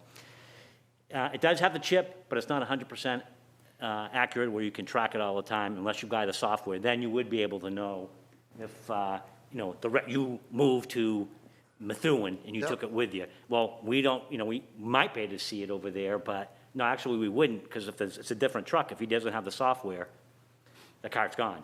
And if you're looking at buying carts too, you need to take a contingency to make sure you have a little line item for repairs, because they do break. If, Right, Right. wheels, Yep. covers and stuff. right. So maybe when someone moves, if they don't return the cart to the new owner, they could be charged for it maybe. We could put, is that a policy or something? We can put that into the contract, Like, it's exactly. real expensive, people started moving and Yes. bringing them with them. The cart should stay at the Right, but address. you have to have a way to enforce it. Property of Plaistow, New Hampshire, if you wanted to. Yep, yep. do So, something. so I guess my personal feeling is that the town should own the carts. The quote that he gave us in July was about $317,500 to purchase 6,600 64-gallon carts. Now, it's gone up to like $370 or whatever, so, because before, he was including freight and assembly as part of the per cart charge. Now he's saying, no, the freight's gone up, blah, blah, blah. So I told him, please come back to me, because right now your bid is not at all competitive. So please come back to me with some different pricing. And he had the wrong amount on there. He was only going to give us 3,000 carts instead of 6,600. So that may sweeten the Right. pot a little bit. So I'm waiting on that, but I think the So main. how many bids do we have? Pardon? Do we only have a bid from one company, or? Right, well, yeah, I mean, unless you want to buy, you want to put the carts in with one of our trash vendors, and again, I'm saying that's not cost effective. So, We're I don't know what going with they an charge. automated system, so we definitely have to have the carts. right, and again, And what you just described, even at 370, you're talking about between 18 and 20K a year for all the carts, right. for a 20-year life. Well, we can lease it. which is great, because That's he has another way he of has a doing it, 5- and 7-year lease program, and at the end of the lease, you purchase everything for $1. Yeah. So that's a lot more manageable from a budgetary standpoint, in my opinion. Yeah. So I'll wait until he comes back to me with more stuff, because he literally gave me this information at like 3 o'clock this afternoon, so. Well, I would like to see a cost estimate from more than one vendor. All right, I can try to So we can see who's reach going to out. give us the best price. Yep, I'll try and reach out to other cart vendors and see what we can get with When you got that. one vendor, he can charge what he wants, and he's going to think you're going to take it. Let's be real here. Right, no, you're absolutely right, but that goes back to the scope of services that we need to give to Sumner so he can negotiate a contract. So we have determined that we're going to do trash only, and we're going to do various combinations and permutations of bulk pickup. 264s, is that what we're deciding? 264s for trash only. and Yeah, then and if- that's if more the- manageable than one big one. Right, and then if future boards decide they want to go back to recycling, because it is cost-effective, all you have to do is buy a lid, Makes sense. a different color lid, all right? So I think that is more financially prudent, in my opinion. Now, have So we decided definitely to go with no recycle at this point? I think we have. But we didn't, I think that's a decision we should vote on. It's a This- big all- decision. All I'm doing is giving Sumner negotiation parameters. Right. So if you want to take a formal vote, I'd be happy to entertain Because that. that's an important decision right now. It should be formalized. All right, okay. So would you like to put that motion on the I'll put the floor? motion to do the recycling without recycling at this point. Trash only, to, With the option to be able to return to recycling in the future if the situations change. okay, all right. Would someone like to second that motion? Second motion? All right, so I don't want to discuss this anymore. So all those in favor, please say aye. Aye. Aye, opposed? Nope. Nope, okay, abstained, so the vote carries 410. All right, so that's formalized. So I'll get all that stuff to Sumner, and he can work on it, and hopefully we should have a decision, formal decision, before we turn our budget over to the Budget Committee, because we have a few more weeks to be able to do that. I think Sumner said he'd have some information for me for tomorrow. So, without any more ado about that, That vote hurt. Julian, I really like agree recycling, with so I just you. let it know it hurt. I agree with you, but I am not going to ask our I voted yes. taxpayers I to voted yes. front this kind of money right now. Voted yes. Yeah, if we didn't have I'm saying COVID, it did hurt to say vote yes. if but it we was didn't right have to do. COVID, I don't think this would be an issue for discussion, but COVID threw everybody upside down and inside out, and the town needs time to recover financially, emotionally, socially, everything, and without masks. All right, so next item on the agenda is a review of the budget presentation protocols. So I am going to ask the Board of Selectmen to abide by exactly the same protocols that we have asked the Budget Committee to abide by. And what that means is if anybody has any questions on any department line items, please submit your questions to me. I will compile all of them and submit them to Greg and to Mark so that they can do some research for the answers. Because, I'm going to remind you all, the whole idea of this is to get information, not to blindside anybody or to trap anybody, so we want to get good information. If any of you wish to have a department head come before us, please give me about a week's notice for us to let the department head know as well. We are going to be having a meeting next Monday so that they can present their budget to us. So the only other thing I want to ask you guys and throw out to you guys, there's about half a dozen department budgets that are 5% or more of our total operating budget. So as we go through this process, how do you want to handle this? You just want to go down each line item as we go down, or do you want me to pull those high-end department budgets aside for a more substantive discussion? Because I think we can get through most of these smaller budgets fairly easily. You should be able to amend and approve them without too much issue. But, the police budget, the fire budget, those are going to take some Police, discussion. fire, highway, Personnel, Yep. I know that solid waste collection's in there and the library's in there, but those are two that we should have been resolved at this point. Yep. So it's police, highways, personnel, finance. So do you want me to pull those out separately and discuss them at a separate meeting, or do you want to just go down by? Yes. Yes? All Absolutely. right, okay, so we should be able to get through all of the smaller budgets maybe part of it on October 5th, and then the next meeting would be on the 19th. So if there's any more budgets that are straggling by the 19th, we'll have to meet on the 26th to formalize it. But I would like to be able to turn this budget over to the Budget Committee by October 26th at the latest, okay? Go ahead, Jay. Will we still get copies of those smaller budgets with line items? We To should, review yes. ourselves? We should get that 11 by 17 spreadsheet, and with all the explanations and everything else. Is that correct, Mark? Mark's saying yes. Okay, all right, so are you guys good with that? Okay, go ahead, Yes, I'm good Julian. with that. Yep. I noticed some of these are way overexpended, but I'm trying to figure out how many of these that are over, there's one that's 234%, as example. How much of these, the ones that are overexpended, will actually be reimbursed by That's my COVID first, funds? that's my first question that Yeah. I have. So submit those questions. So I already have that question. And the reason I'm going to ask you to submit everything to me is because some people, three of us might have the same question. And I just want to Mine's easy, streamline anything that's it. over 100% or over at 75% of the year. Yeah, and I think a lot of those, if you look at where they're over budgeted, a lot of it's COVID related. But I do want that explanation from Mark and Greg so that the citizens can hear that too in Yeah, public. okay. Yeah, so that's good. All right, so that's already my first question. That's way over, and we're not even Yep. done yet. Yep, that's true. So if you guys are all set with that, I think we're ready for your town manager's report. Mr. Pearson, if you would be so Okay, kind. well, since you just finished talking about the budget, I'll start there. So Greg and I have made an effort to keep the board informed, and what we're going to do is give you the cover sheet like we just did tonight for September, even though September's not over, so that you have a bird's eye view like we do of where we are in September.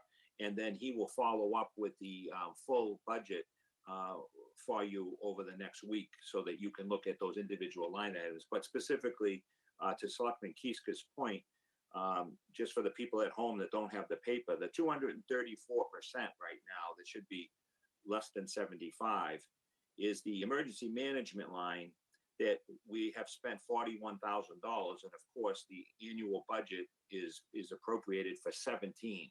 But that will be reimbursed when the COVID money comes in.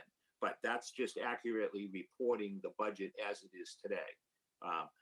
There's nobody that will deny that emergency management was the hottest hit, because that was not something that anybody could foresee happening with the COVID. So I don't want anybody to think that the budget is really out of line. As a matter of fact, down the bottom of that column, right now, year to date, with all of the expenditures related to COVID that haven't been reimbursed to those line items in the budget or those departments, the town has spent just shy of 70%. And at this point in the year, we should have spent, with a perfect budget, 75%. So we're already 5% under where we should be for the year. So the budget is not in jeopardy, and I've already related to you that we expect that there will be a surplus at the end of the year when all of the accounts and reimbursements level out. Even with the expenditure of the $75,000 for the voting, we will still have a surplus, and we will still be able to cover the revenue loss that we have sustained with the COVID. So I won't talk about the budget anymore. I heard all of your plans for the protocols. We will have a budget ready for you next Monday. We will bring any department head to you that you want to see. I agree that if you take the large ones and handle those together, that means you can go through the smaller ones and really make a lot of headway on your nights, because there's not going to be a lot of changes in the smaller budgets.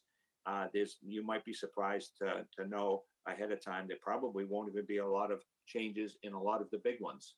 But you'll see that on Monday, and then you'll decide which department head you want to bring in. So that's all I have on the topic of the budget tonight. So let me go over my town manager's report. I won't talk about the first item on my written town manager's report to you, because we've already discussed it tonight, which was the Public Works Garage and being able to improve that. And we just hit the second bullet point about the budget. I met with the Busby contractor for the Park softball field in Greenwich, Busby, and they encountered a problem today. Day one, they were out there to access the field through the, between the pavilion and the, the field house that they have there, the building. And there's a leach field underneath there, and nobody knew what was underneath that part of the driveway and that part of the access. So when they were trenching around to make sure, they found some collapsed pipes that were plastic underneath. So obviously, I had to give them a verbal okay to replace those pipes with cast iron and make it accessible so they can go in and do the softball field. So sometimes this happens on the first day, and it happened today. I don't have an answer on how much it's going to be, and I don't have an answer on where we're going to get the funds from, but we cannot hold up this project just because of some collapsed pipes with the septic system. We're going to fix it and get that driveway in so they can go in and start the work. So that work is going to start as soon as they overcome this initial problem. I also met with Busby on the public safety road extension to the Palmer property, and we had a pre-construction meeting, and construction will start in a couple weeks. And this is one of those projects that we've met with Busby, and we're working with Busby on the town material that we have at the Public Works Garage in the landfill. So there's one example. And also, if they need material at the park, which they said that they might need for some deep fills, they're going to use that material that I spoke about earlier that was already moved. So we are working with Busby on material that we have in stock. I met with the contractor D. Felice for the start of the water project, Hale Spring Road. Hale Spring Road is an area where they could shut down the road and keep it open to the people in the area, but it didn't cause a major detour for anybody. Sweet Hill will be different because that's a state road, and they're going to have to talk to the state on any plan to close. They do have to cut across the road in two places, which will be difficult, and they're going to have to figure out what their plan is. Right now, they're putting in 300 linear feet of pipe a day, but that number will decrease once they're on a busy road with traffic. The Sweet Hill water tank construction, I went up and looked at it today. The tank is totally coated with the spray-on concrete, and pretty soon they'll be starting to work on the pump house up there. The fire hydrant at Route 125 across from Market Basket was replaced last week, and it's back in service. That was from a vehicle accident. Although we are paying out the money for the work, we will get reimbursed by the insurance company in the water budget. The necessary documents for the land purchase of East Road Pump House was received, and we're closing on the land. The board has already taken affirmative vote for us to process that, so I will let you know once that land deal is complete. The salt shed building is ostensibly complete. We're waiting for just the custom front doors that are being manufactured. With this paving project, we'll be doing the interior of that building with paving. And then the only thing we have to do is install some coatings on the foundation wall and the metal, and some marine plywood on the interior where salt could go up a little bit high, and put some lighting in there. Most of that, or just about all of that, will come from the actual warrant article money related to the salt shed. And the MS4 storm permit paperwork was submitted last Friday. It was due today, so we are in compliance. In your folder, you have a couple memos. One is on the drought, which I won't read. That's for the board's information. One is on the masks from the health officer, just simply stating that we need to adhere to our mask protocols.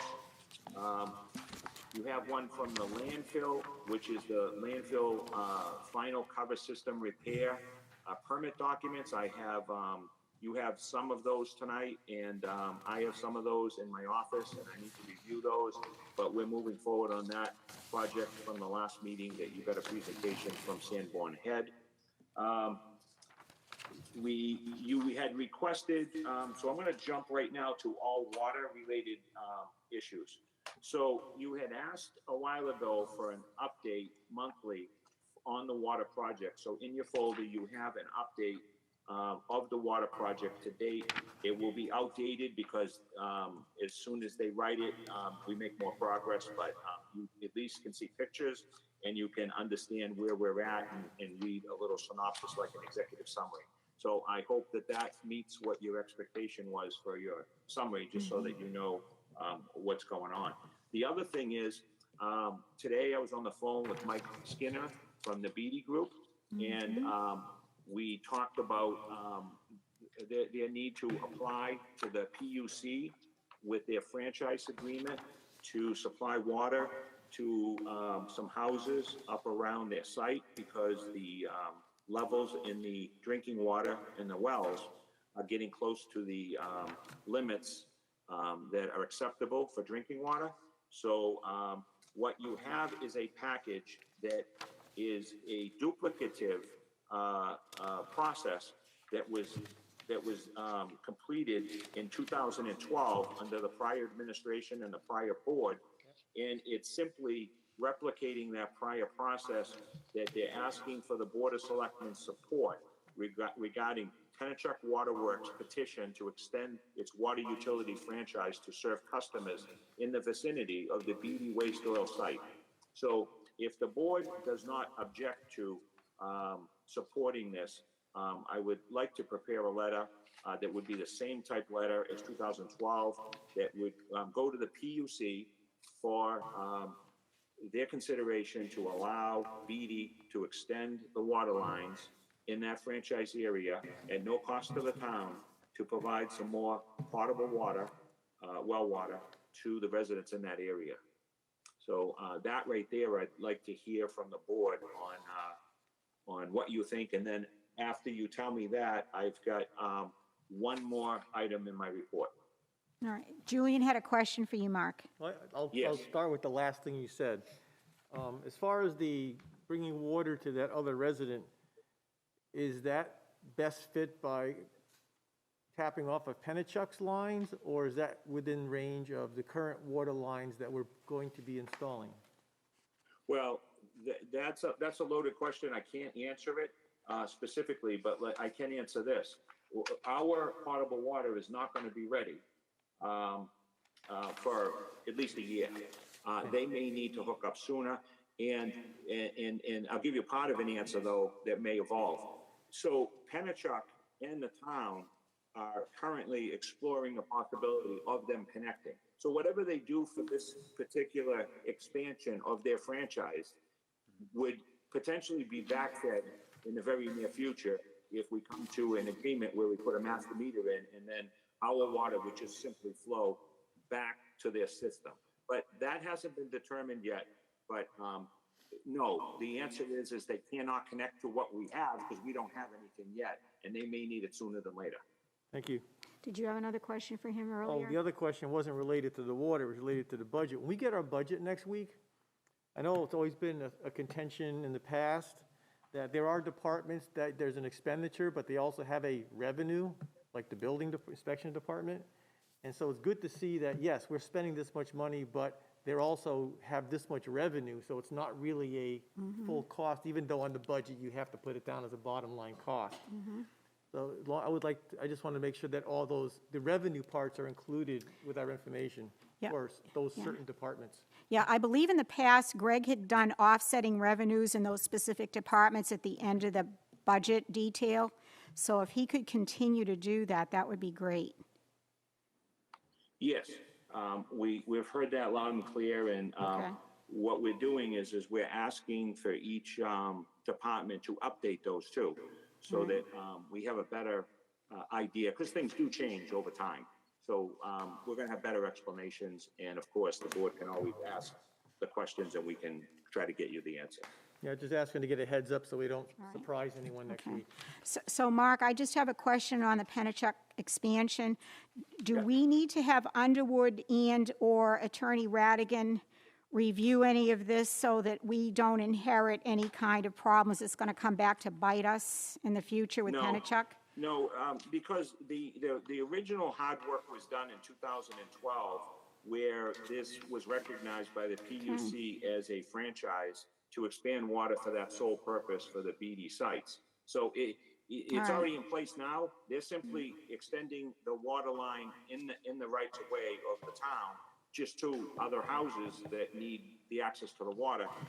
But however, they do have to apply to the PUC in order to do that, because that was required of them. So it's nothing different than what was allowed in 2012. So no, I've been also in touch with the attorney. I don't have her name right here in front of me, but I've been in touch with the attorney that represents Marsha Brown, that represents the Beatty Group, and we have gone through all of the previous work, and there's no issues here that I'm aware of. I mean, it's Okay. replicating exactly what you did in 2012. All right, Yeah, okay, I believe it's only just a legal requirement because right. it's a utility. all right. Okay, so go ahead, I'm sorry, finish with the rest of your report. Okay, well, can I get an affirmative vote from the board to support with the PUC allowing Pennachuck to expand their current franchise to add number 28 Walton Road? Would you like a So formal moved. vote? Formal vote? Or if there's a consensus, I need something on record that the Board of Selectmen supports the letter, which is already drafted in your folder, All right. to So- support so- this. All right, so Greg formally moved to do that. Second it. All right, so all those in favor? Aye. Opposed? Abstain? All right, so the motion to move forward with the expansion carries 500. Yeah, because one of the letters says the Board of Selectmen approve it, so we needed a vote. Okay. All right, Okay, so Beth and I will take care of that tomorrow. So the last thing related to, my last item to talk about is related to water. And I'm not trying to jump ahead, but I want to just let the board know that in the spirit of the conversations that happened before about anticipating, trying to come up with a way to help people finance the connection to the potable water system in the future, one of the things that we would have had to do was apply to the Drinking Water Trust Fund in advance, get on a list, get rated, and then you'd have to do a warrant article for a bond. So right now, and this is thanks to Greg, and the notice came out today, is that he brought to my attention that if we go through the New Hampshire Bond Bank to borrow money, we can borrow money, and we would anticipate that the borrowing would be for 10 years, and it's at 0.86% for 10 years. And that is far less than the interest that you get from the New Hampshire Drinking Water Trust Fund. The reason why I'm bringing that up to your attention tonight is the bond bank likes to know in advance if there's any communities that are interested prospectively without a commitment of potentially borrowing money so that they can understand how much money they need to reserve. So I mean, I can tell you that Greg and I talked about what those numbers might look like, and we think that it could be a smaller amount, but we think that, if there was a lot of interest, it could be, $3 to $4 million. And that would be on the users, the exact users that needed to borrow the money from the town, that borrowed the money from the bond bank, and they would pay it on their monthly bill for 10 years. So if the board is so inclined, just based on my short presentation, to give me direction to let them know to reserve an amount of money without any obligation, they want to know this by a date certain, which is November November 6th. 6th. Now, so you got a little time to think about it, but I wanted you to bring it. I gave you a copy of what I have, and I just want to know what direction the board wants to go. And if you have a direction, let me know, and I can let the bond bank know. So we got some time, but I would put it on your list of things to decide if you want to prospectively reserve some money for this type of an option. At 0.86%, Yeah, it's, that's you pretty can't good. get any lower than that. And you would be just simply giving the residents that, the water users, the prospective water users that can't afford to connect, an option to do some financing at 0.86%. Go ahead, Julian. I got a question. What's the percentage on the water trust fund? Oh, it's like between 2% and 3%. I don't think then it's a no-brainer. It is a no-brainer. Yeah. What, we don't need, Yeah, I don't but need it's, to but decide. it's not a decision I make. This is a board decision. Okay, So board, do you want to move forward I with would move directing forward Mark to on it do 'cause it this just right makes now? absolutely. All right, that'll give you about a month's worth to put your application together. Is $4 million sufficient, or you want to go to 5? Get the number that they think is proper, because I think you're still looking at the numbers, is that correct, with Greg? Yeah, well, here's the thing, your guess is as good as mine. Is it gonna be, 200 people that need some financing? Is it gonna be 300, or is it gonna be 100? I don't know. We don't have a list of people that said, oh, we'll connect, but you need to finance it for us. We don't know.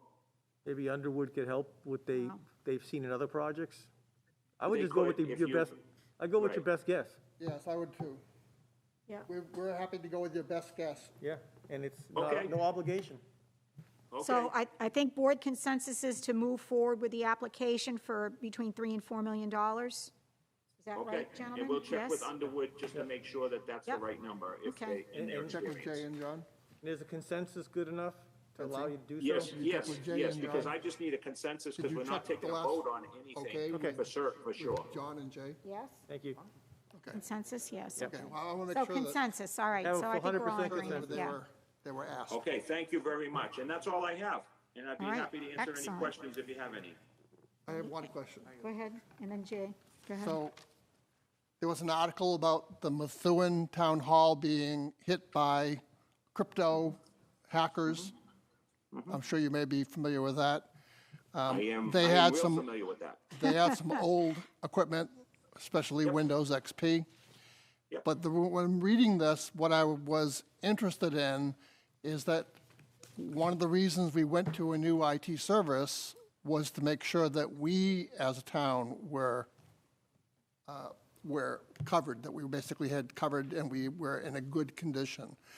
Yes. You suggested that you would bring a representative from the IT group to the board so we can meet with them and talk with them. And I would just kind of ask them the same question. Are our servers safe? Are the computers that we have in the town hall safe? Are we in a good condition? As well as meeting with them, would that be able to happen in the near future? Well, yes, it can happen as soon as we contact them and put them on the agenda. But I would tell you that part of your discussion should be done in non-public for legal, Security, yeah.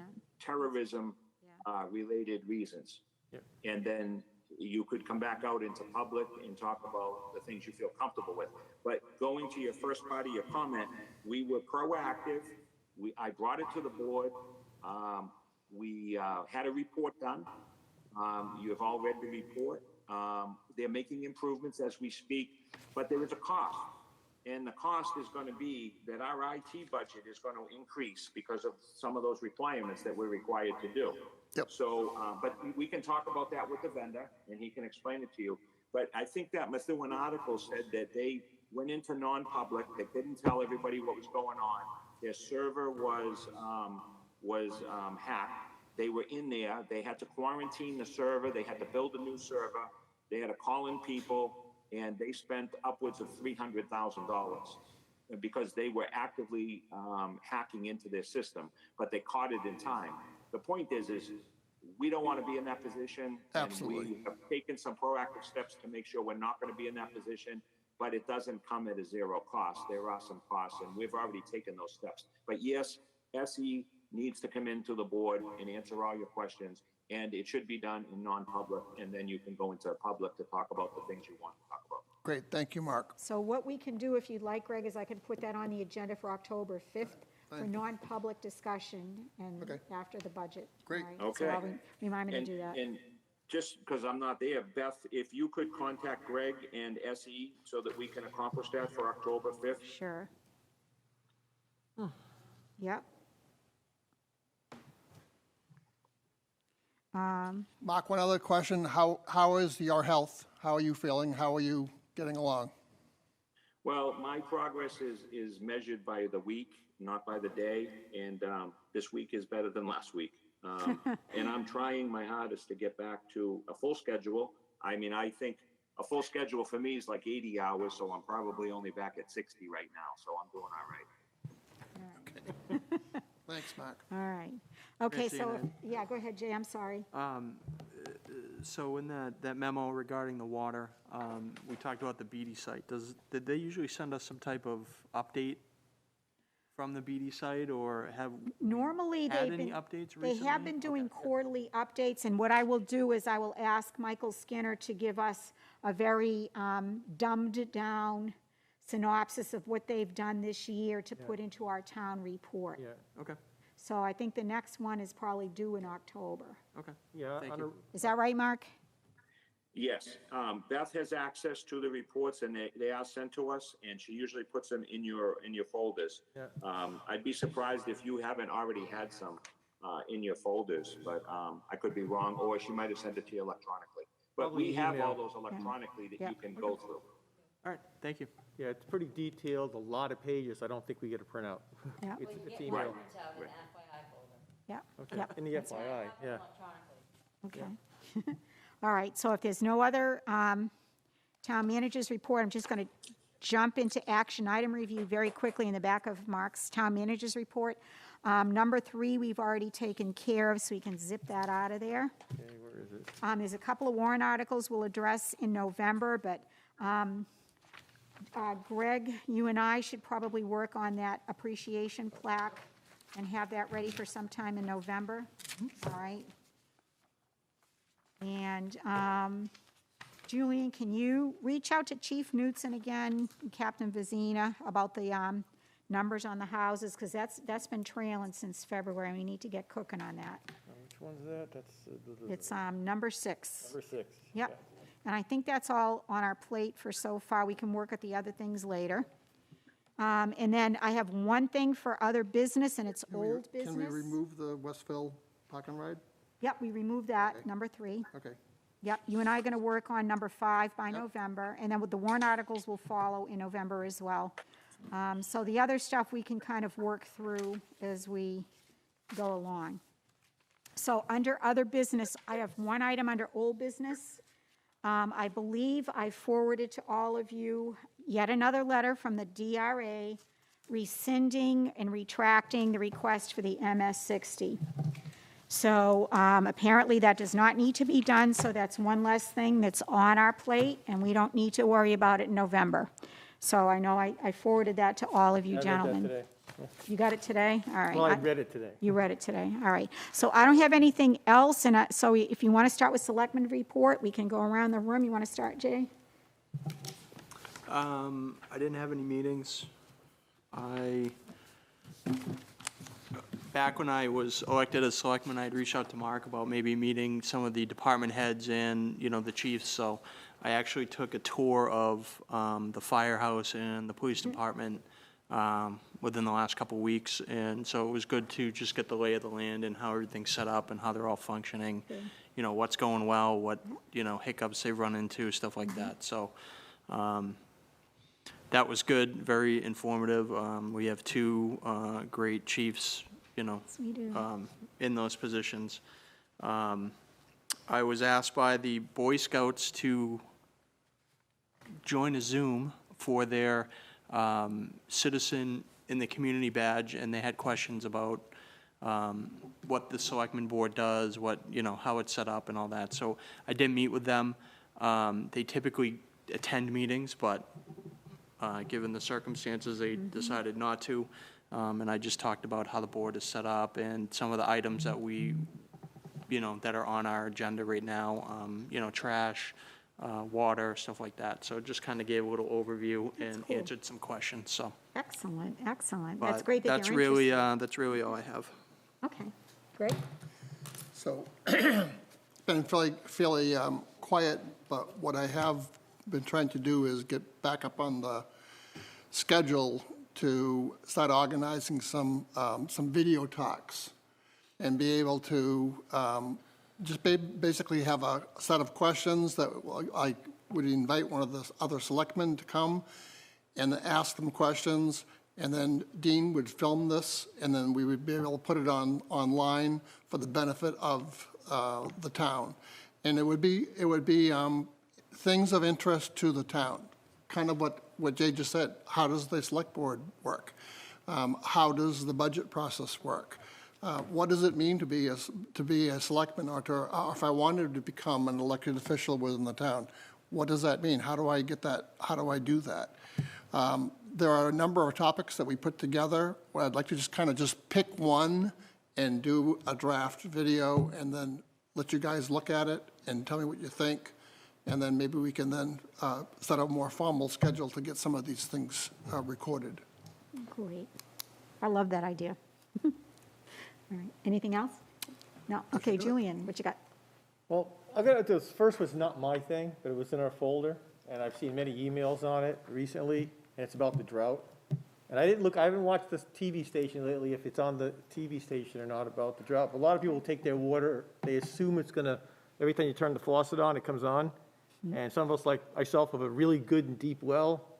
We don't have that issue, but my neighbors don't have that same to be that fortunate.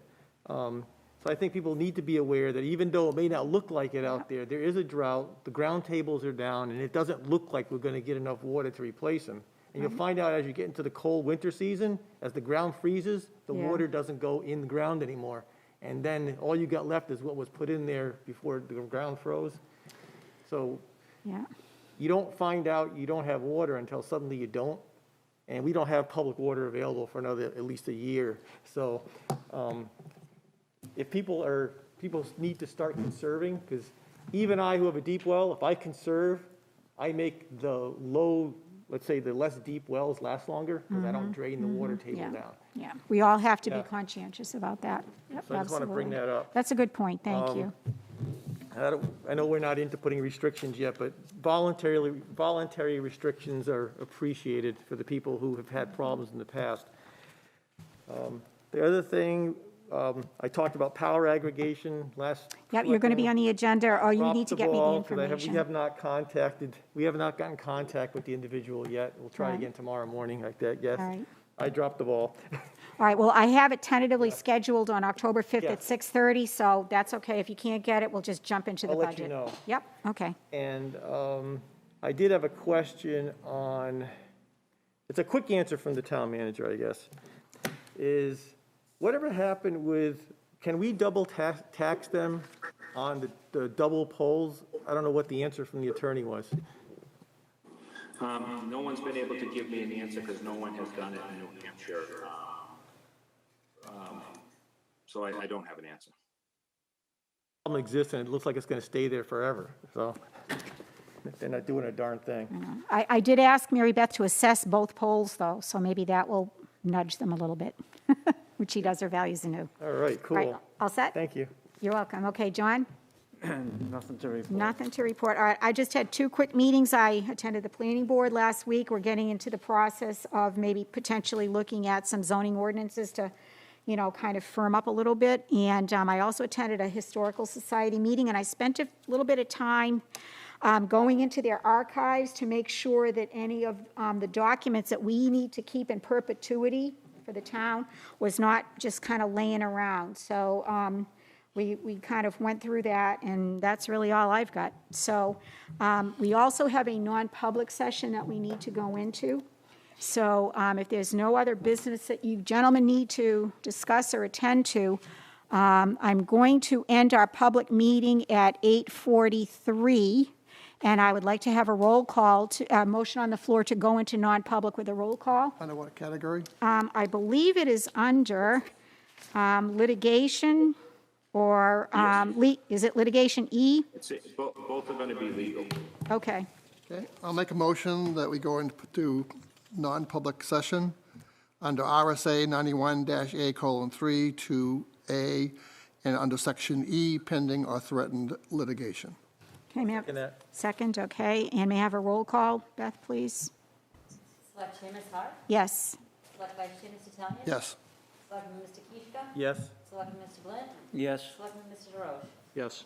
All right, so we will be going into non-public session. We will not be returning into televised session once we're in non-public. So good night, everyone, and I will make sure that Dean closes down our feeds and make sure we are actually in non-public.